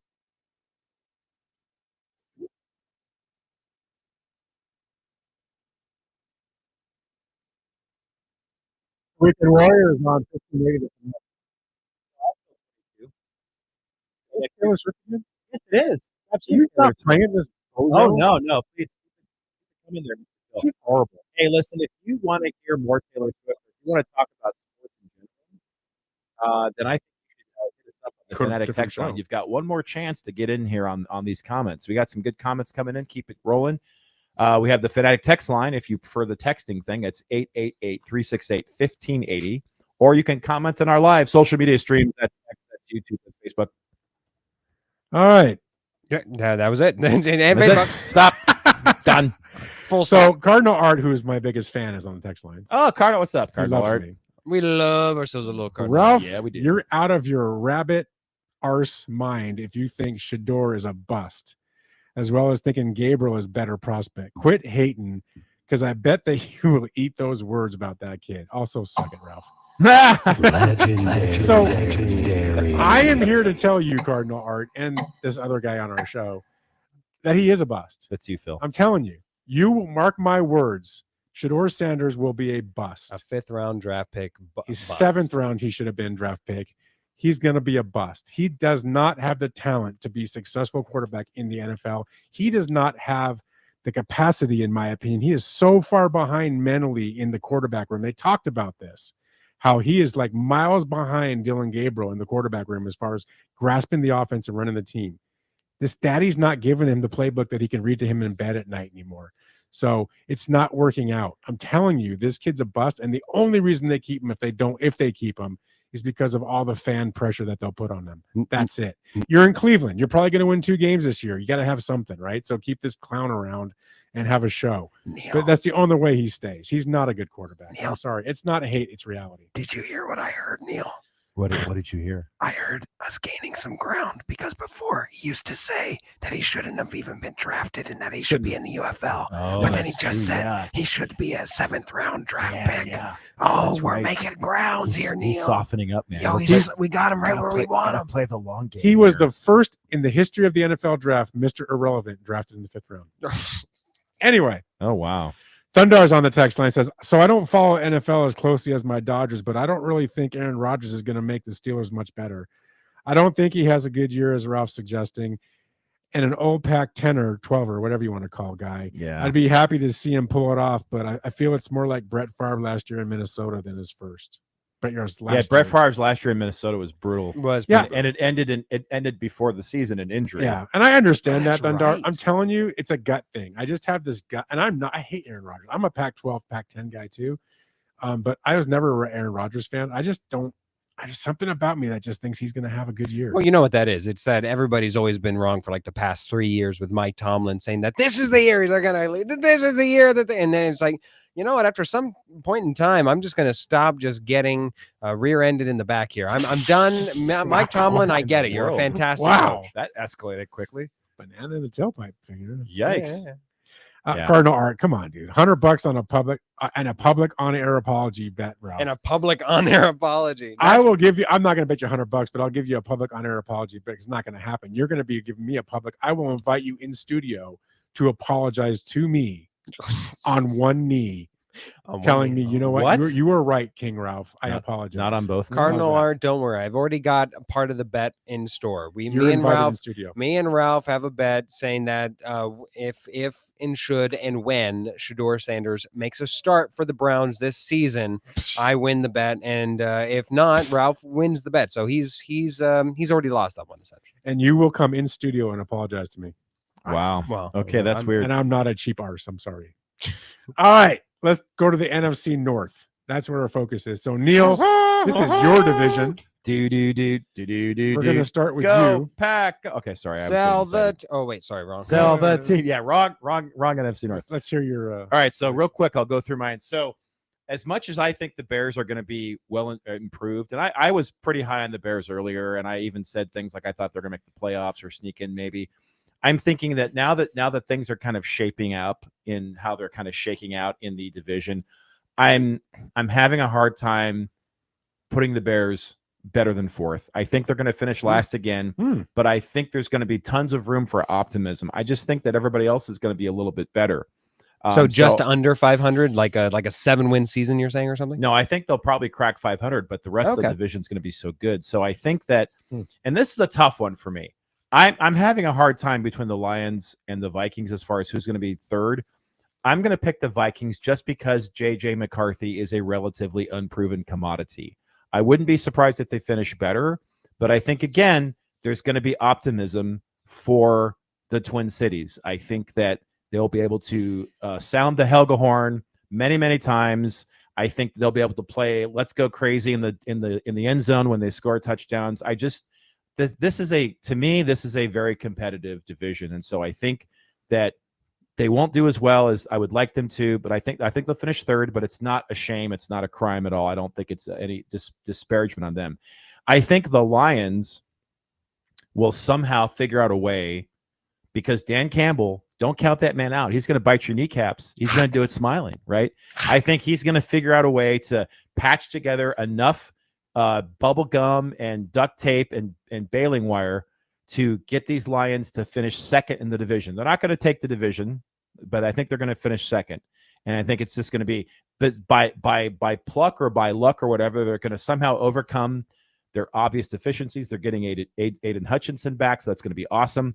I think they finish second because I think the team that very few are talking about, it's going to be the Green Bay Packers. Da-na-na, da-na-na-na. Go, Pack, go. Shocking. There you go. Phil. Am I a homer? 1,000%. Go ahead, Phil. I'm going to go in from fourth to first here. I've got the Minnesota Vikings fourth. I don't know even about J.J. McCarthy's future prospects. Maybe he'll grow into something. I certainly don't think year one post a devastating season-ending injury such as that, that we're going to see the fully fledged version of him. I think that this is a reset year. Even though I very much believe in the coaching staff, I think that can only go so far if you are being hindered by a quasi-rookie quarterback. So I will have Minnesota Vikings finishing fourth. Number 3, I've got in a losing effort, the Detroit Lions. Look, I think let's go in reverse. Coaching does matter. And I think losing 2 top coordinators, even if you disagree with how they stack as head coaches, they are no doubt top of the line coordinators, and losing them and then filling the positions from within. I think maybe one of the 2 positions could have been from within, but not looking outward. I don't think certainly sets you up for massive success. I have a lot of faith in Ben Johnson. And so if I'm going to be putting a lot of faith in Ben Johnson, I absolutely have to bring him back. Dan Campbell, wonderful culture guy. I think for getting the Detroit Lions out of that malaise that they were, and it was like a generational thing where the Lions are just going to be the Lions, to getting them to a point where other teams are copying their type of build, I think is fantastic. But now once we get to the point where actual expectations are there, I don't know if they have the full juice to continue to do this year after disappointing year. So then that goes to number 2. I believe in Ben Johnson. I think that they will make the playoffs. I think that last game in the season, the Detroit Lions meet the Chicago Bears, and I think that very well could be on the line for a playoff berth. I don't know if it'll be for the division. I doubt it. But I think that will be for the Bears to make it into the playoffs. And dare I say, I think that they will win that. I think that we might see some early struggles, but I think that they will find their footing middle of the season post-bye. I think that that's where we will look towards a more favorable outing for the Bears. Especially, I love their Bears. I love their offseason additions of focusing on the line first. Fantastic. In Ditka, we trust. Absolutely. Which means, Neil, we are simpatico. It seems this particular episode. I will go with the Green Bay Packers. They're just good, man. It's hard to find something that they're fantastic in, but they have no weak spots. None. Like they have a well-seasoned veteran line that knows how to play with each other. Don't think about it. They have a fantastic overall defense that just is a stout unit, unless they are getting overblown by the Eagles. But that's no fair shake. Everybody kind of does. I think that they're just absolutely fine. That they are an amoeba. They can adjust to whatever the other team's weakness is and be pretty good at it. And I believe in LaFleur. I think it took a season, but now my wife believes in LaFleur too. Oh yeah, but for different reasons. 100%. Yeah, trust me, sports girlies there as well. So Green Bay Packers, Wow. I think win the division. I think it'll be a pretty low scoring division. They might be the number 4 seed, but I still think that they win the division. All right, Ralph, what say you, sir? This division is hard because it could break so many different ways. Honestly, yes, it could. There's Agreed. not all 4 of these teams. There's a lot of question marks, in my opinion. Yes. All 4 of them, and depending on how those question marks break, will determine how this finishes. So I've just taken a shot in the dark, right? I'm not going to believe in JJ McCarthy just yet. I feel a rookie coming back from an injury. I didn't like him in college. I thought all he did was hand the ball off. He's got a lot to prove. Yes. As an NFL quarterback, we'll see if he's up for it. Doing it in practice when there's nobody coming at you is easy to do. This is going to be different. So I'm going to put them at 4th right now. I think they have a depressing year. We all have them in different positions Right. too. That's interesting. Yeah. I like them 4th. 3rd is tough for me. It's really tough. I love the Lions, and I love everything about Campbell. I love that team. I'm really scared of the coaching changes because people don't realize what a big deal that is. And when you lose 2 top coaches like that, it's going to have an impact. There's no doubt about it. It's going to impact this team this year. And I think it's going to impact them to a point of being very negative. And I think they're going to finish 3rd. The job Aaron Glenn did with that defense is Yeah. astronomical. It is. Look at what he was able to make and construct out of nothing with those injuries Yeah. that devastated their defense. And I think they'll be 3rd, but I think it will be within a game of 2nd. I think Yeah. it'll be close. Yeah. But I just think that those changes are going to really hurt them. And then you look at the Bears, right? And they're in the same boat, right? I love their quarterback. I think he's extremely talented with a high ceiling. There's no You have his surprise phone there, number. right? I've Yeah, got his he's one phone of your number. He's top on my- contacts in your phone. He is. I love Ben Johnson as an offensive coach. I think he's going to be great for Caleb Williams. I think it's going to be a matter of how long does it take for things to click with that offense. I love what they've done in the offseason with the people they brought in, the line. I think the defense is going to be good. I think Montez Sweat's going to have a big year. I think the Bears have a legitimate shot at contending for the division and finishing 2nd if things click and everything goes right. Right. Fair enough. So I'm going to pick them 2nd. Okay. The Packers are probably the one team in the division that had the least amount of question marks going into the season, which is why you have to pick them first, right? They're pretty much set on what they're going to do on their personnel and what they have. There's not really any big changes there. So how do you not say, hey, based on that alone, you have to pick them to win it? But I'm telling you right now, any one of these 3 teams outside of the Vikings, in my opinion, can win this division. The Lions can win it. The Bears Fair could enough. actually win it, and the Fair Packers enough. can win I it. would- But I would agree. I'm gonna say Packers first for now, with the Bears and the Lions right there. So everybody, all at once. Dun, dun, dun, dun, dun, dun, dun, dun. Go, Pack, go. I can't. Thank do you that. very much. All right, so that's where we're at. Let's see. We got a text from Cardinal Art saying, "No knee bending here. Aren't you married?" See, he was picking up what I was laying. See, down my knee or bending and whatever. your knee bending had different meanings, but anyway. Oh no, I knew what you meant. All right, man. All right, that's the NFC North. I think we're all pretty much on the same page for the most part. I think for the most part. Yeah, I think we all next had the week's- Packers. I think. Well, Neil, Packers who and did you have Ravens. coming in 4th? You said the Bears. I said the Bears. So And that again, was- I'm not listen, the NFC North, like Ralph alluded to, it's tough, and I'm not completely sold on any of my picks in there. It really, to me, the only thing that's kind of certain is the Packers are going to win the division, but the other three spots, who knows? You roll dice. It can at go this point. anyway. Roll the dice. And next week, in my opinion, the two best divisions to talk about, NFC and AFC West. That's AFC West for sure. Yeah, I think they're both going to be fun to talk about for different reasons. I'm checking out of that conversation because I think the I'm NFC going on West vacation. is going to be surprising how we're going to pick it. I think people are expecting certain things, and I don't think they're going to see that. Yep. And I think the AFC West as well. I think there's some prize picks in that one too, because there's some interesting shifts going on. So outside of somebody, Well, I can already tell you what Ralph's going to pick. He's going to pick the Seahawks to win, and then he's going to pick the Raiders to win. I will say this, and I don't put a lot of stock in preseason, but I do put stock in scheme that they do run in preseason. And the one thing that I do love right now base 3-4 that I'm seeing in Seattle is the run game and how they're zone blocking and how they've changed their methodology, because they've been running the heck out of the ball. Yeah, you right off love the- Genty -1 for the first game. That's an entire game. If you had a chance to watch that Seattle preseason, I know it's preseason, but we finally got to see Darnold throw, and Darnold looked good for one series, and then he was out. But the offense, I mean, they put up almost 500 yards yesterday on the Chiefs. It's the scheming and the change in the offense. I like the change. I hope it carries into the season. We'll see. Anyway, let's go ahead and take a break. And I think when we come back, where he play now? It's game show time. We have a new show, a new game from our game guy, our game god, Phil, titled Where He Play Now. It's the Weekend Warriors right here on 1580, The Fanatic. 1580 and 99.3 The Fanatic. Live and local.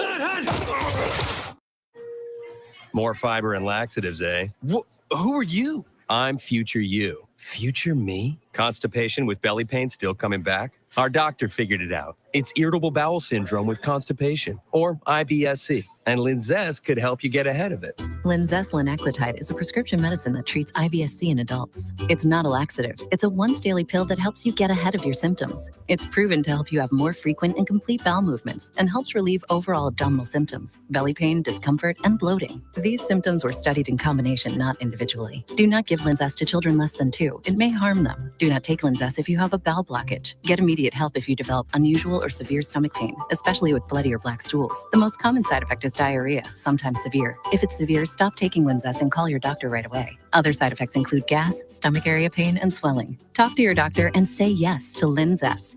Learn more at linzess.com or call 1-800-LINZESS.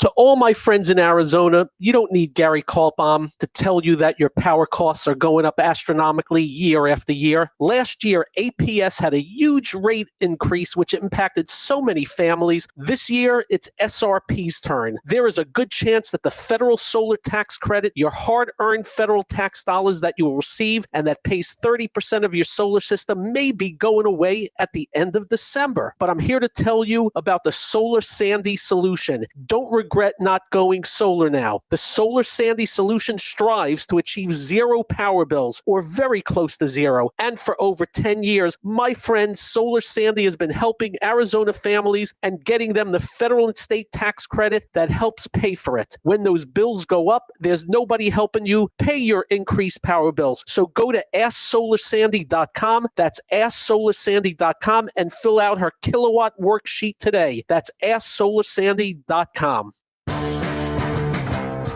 We could tell you what it's like to drive on Rogue and tell you about its capabilities, like its VC turbo engine, its impressive fuel economy. Still going. It's I can go virtually anywhere type of freedom. Nice. But you don't have to take our word for it. Go drive it for yourself. You're up. Experience the power of the Nissan Rogue. Drive the Nissan Rogue. Now get 0% APR financing for 60 months on the 2025 Nissan Rogue. Visit your local Nissan store and nissanusa.com today. For well-qualified buyers, excludes S-Trim. Example, 0 down payment, 60 months financing at $1,667 per month per thousand financed. Actual down payment may vary. Subject to Nissan Motor Acceptance Corporation credit approval. Not all buyers qualify.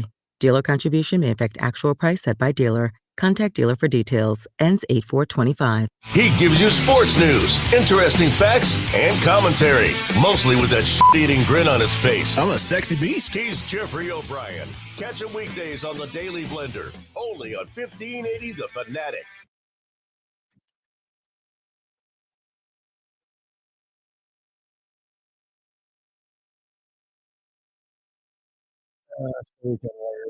Maybe the Fanatic. Yeah, we had some of the worst bumper music today ever. It was either this or Black Betty. We'll get banned in Russia for both. All right.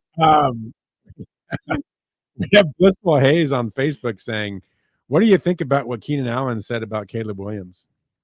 I didn't catch that. I didn't catch that either, actually. Nope, neither did I. So we have no opinion. Yeah, that's right. We don't know. Let us know what he said. I mean, I didn't hear anything. Did All he right. say he looked pretty in his new nails, or I'm pretty excited about this new game we're going to do here. Are you? I'm super excited. I don't know what it is, but I'm really looking forward Apparently, to it. So, Keenan Allen said that Caleb Williams is a selfish player and he's all about himself. Wow. Yeah. Well, that fits. That tracks. That's the kind of people Ralph likes. So that's not a good thing to be saying. Yeah, that's very not. So we'll have to see how that shakes out. Maybe we'll look more into it. I got to look more into that. Yeah. Yeah, absolutely. Okay, so gentlemen, I find to be one of the big things of the offseason is that sometimes it's hard. You know, the lay person, not us professionals, but the layman doesn't know like where everybody is. You know, you start tuning on the TV and you're like, all right, wait, where's Patrick Mahomes play now? But you know, he's still with the Kansas City Chiefs. But there are some other players, some well notable players that are playing in new places. So let's play a new game called Where He Play Now. I will go to each of you, and you will tell me. I will give you a player, and I'll give you 3 options. I thought you were going to play the Carmen Sandiego. Oh, that would have been. That would have been. We should have coordinated. Absolutely. Next time. So here we go. I'll go to each of you, and you have to tell me where he goes out of the 3 options and where he's going to be playing this upseason. That's multiple choice.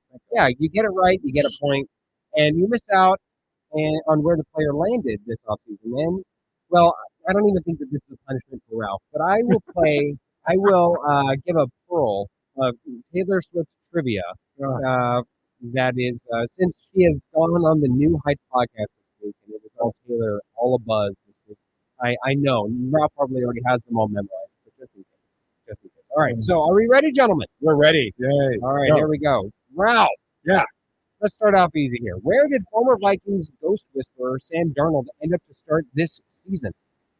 He is the #1 quarterback for the Seattle Seahawks. Ding, ding, ding. A point on the board for Ralph. Neil. You need to get a buzzer. Absolutely. Neil. What? Where did former one-man super spreader Aaron Rodgers end up to play in what could be his final season? Are we looking at A, the Cowboys, B, the Steelers, or C, the Vikings? Despite everybody's best efforts, he ended up at the Pittsburgh Steelers. That is indeed correct. All right, gentlemen, you guys are too good and obviously very studied. So we're going to get a little bit harder as we go. Oh, Ralph, she said. Who did former Packers cornerback Jair Alexander sign a deal to play with for this upcoming season? Was it A, the Ravens, B, the Bills, or C, the 49ers? I'm going to go with B, the Bills. B, the Bills. Neil, tell him that he's wrong and where he's playing. He's playing with A. Playing with A, the Ravens, indeed. Ralph, just so you know, and again, I know that you know this, Taylor Swift's brother's first name, his name's Austin. There we go. Why do I care about that? Indeed. Now we'll go to Neil.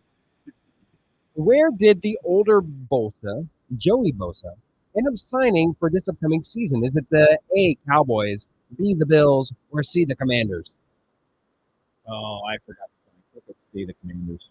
It is not. It is B, the Bills. Oh, unfortunately, now we're going to have to tell some more of what Ralph already knows.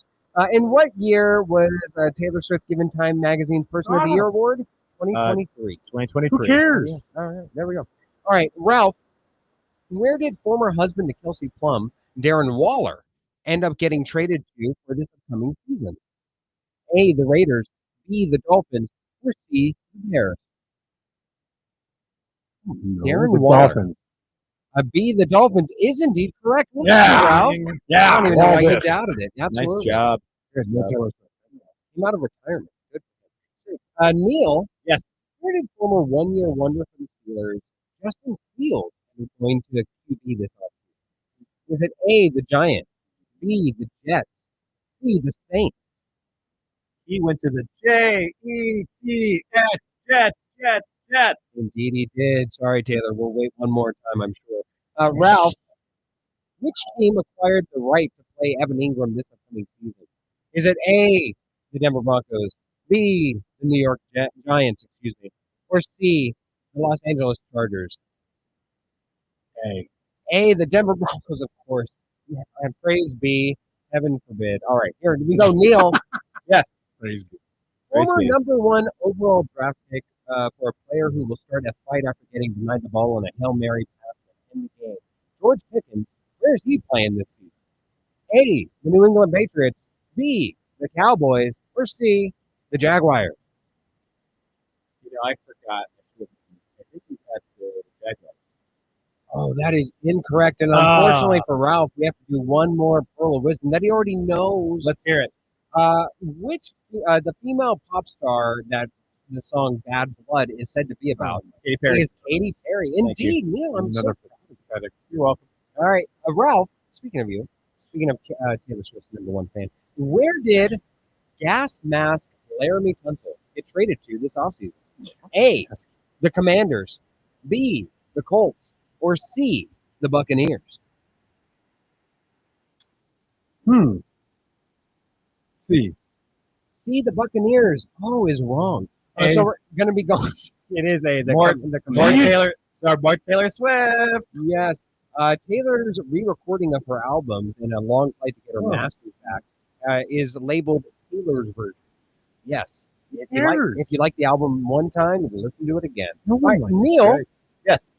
Where did Chef Brandon Cooks decide to go play for this upcoming season? Are we looking at the Patriots, the Texans, or the Saints? Patriots. Oh, Neil, it is the Saints, unfortunately. The Aints. The Aints, indeed. I gotta listen to this.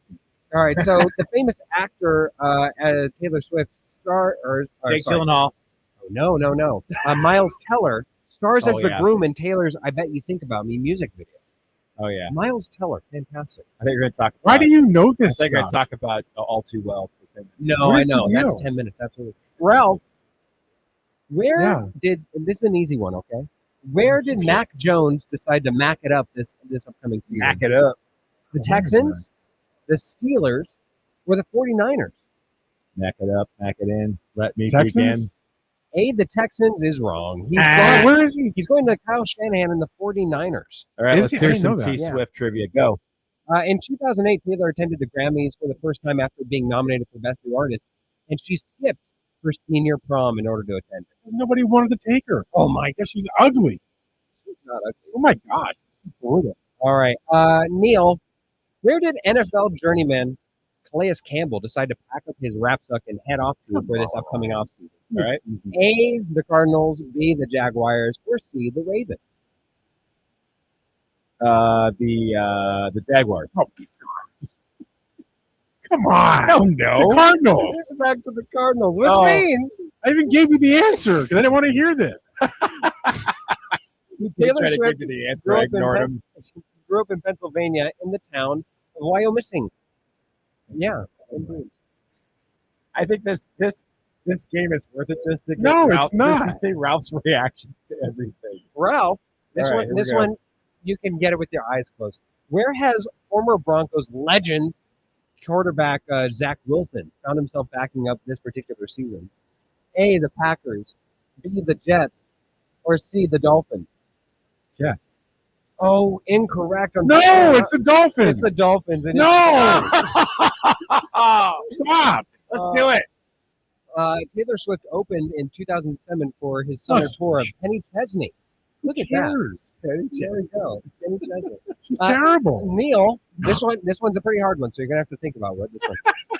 Neil, where is he elite Joe Flacco found a starting job in the NFL Better this get season? this. A, the Panthers, B, No. the Cowboys, or the C, Browns. the Browns. Yeah, C, the Thank Browns. God. Very good, Neil. Point to you. Ralph, this one, Yes. this one's a walk in the park. All right. Yeah, everyone is. Go ahead. Where has former Ravens wide receiver Deontay Johnson found himself this season? A, the Browns, B, the Steelers, or C, the Bengals? Steelers. Steelers is where he originated from, and that is also incorrect. He is now on the Browns, probably playing right now with trying to catch balls from a, He's from a not very listening small to man. Taylor Swift. Yeah, he's not. But speaking of Taylor Swift, oh God. So Taylor Swift named an inflatable snake that appeared on stage during her Reputation Stadium tour, Karen, with a Y. Was it green? It very well could have been. Anyway. And last one here, Neil. And Neil, if it's all right, if you don't, if you don't get this one correct, Neil, it's totally fine. Like Okay.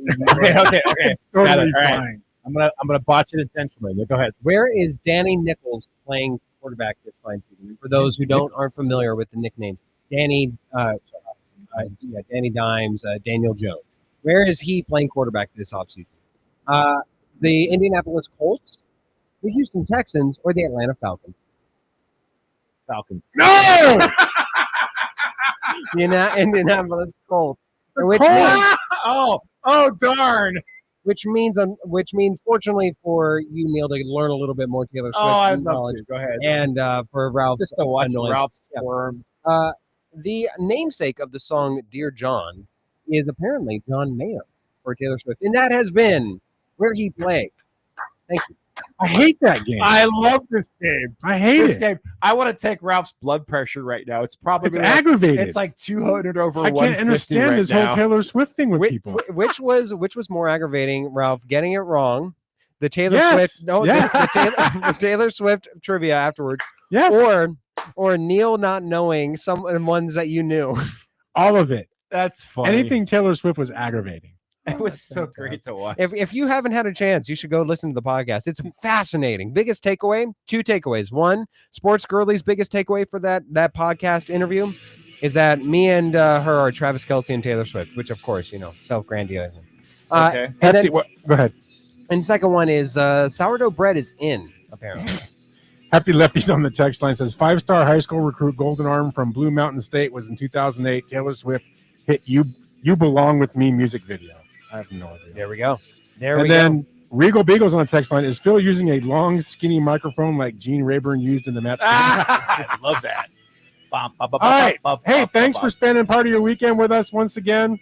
Great show, except for that last piece It with was Taylor the best Swift. part of the show. Don't go buy her albums. Don't listen to her music. It's absolute garbage. All right. That's my take. Anyway.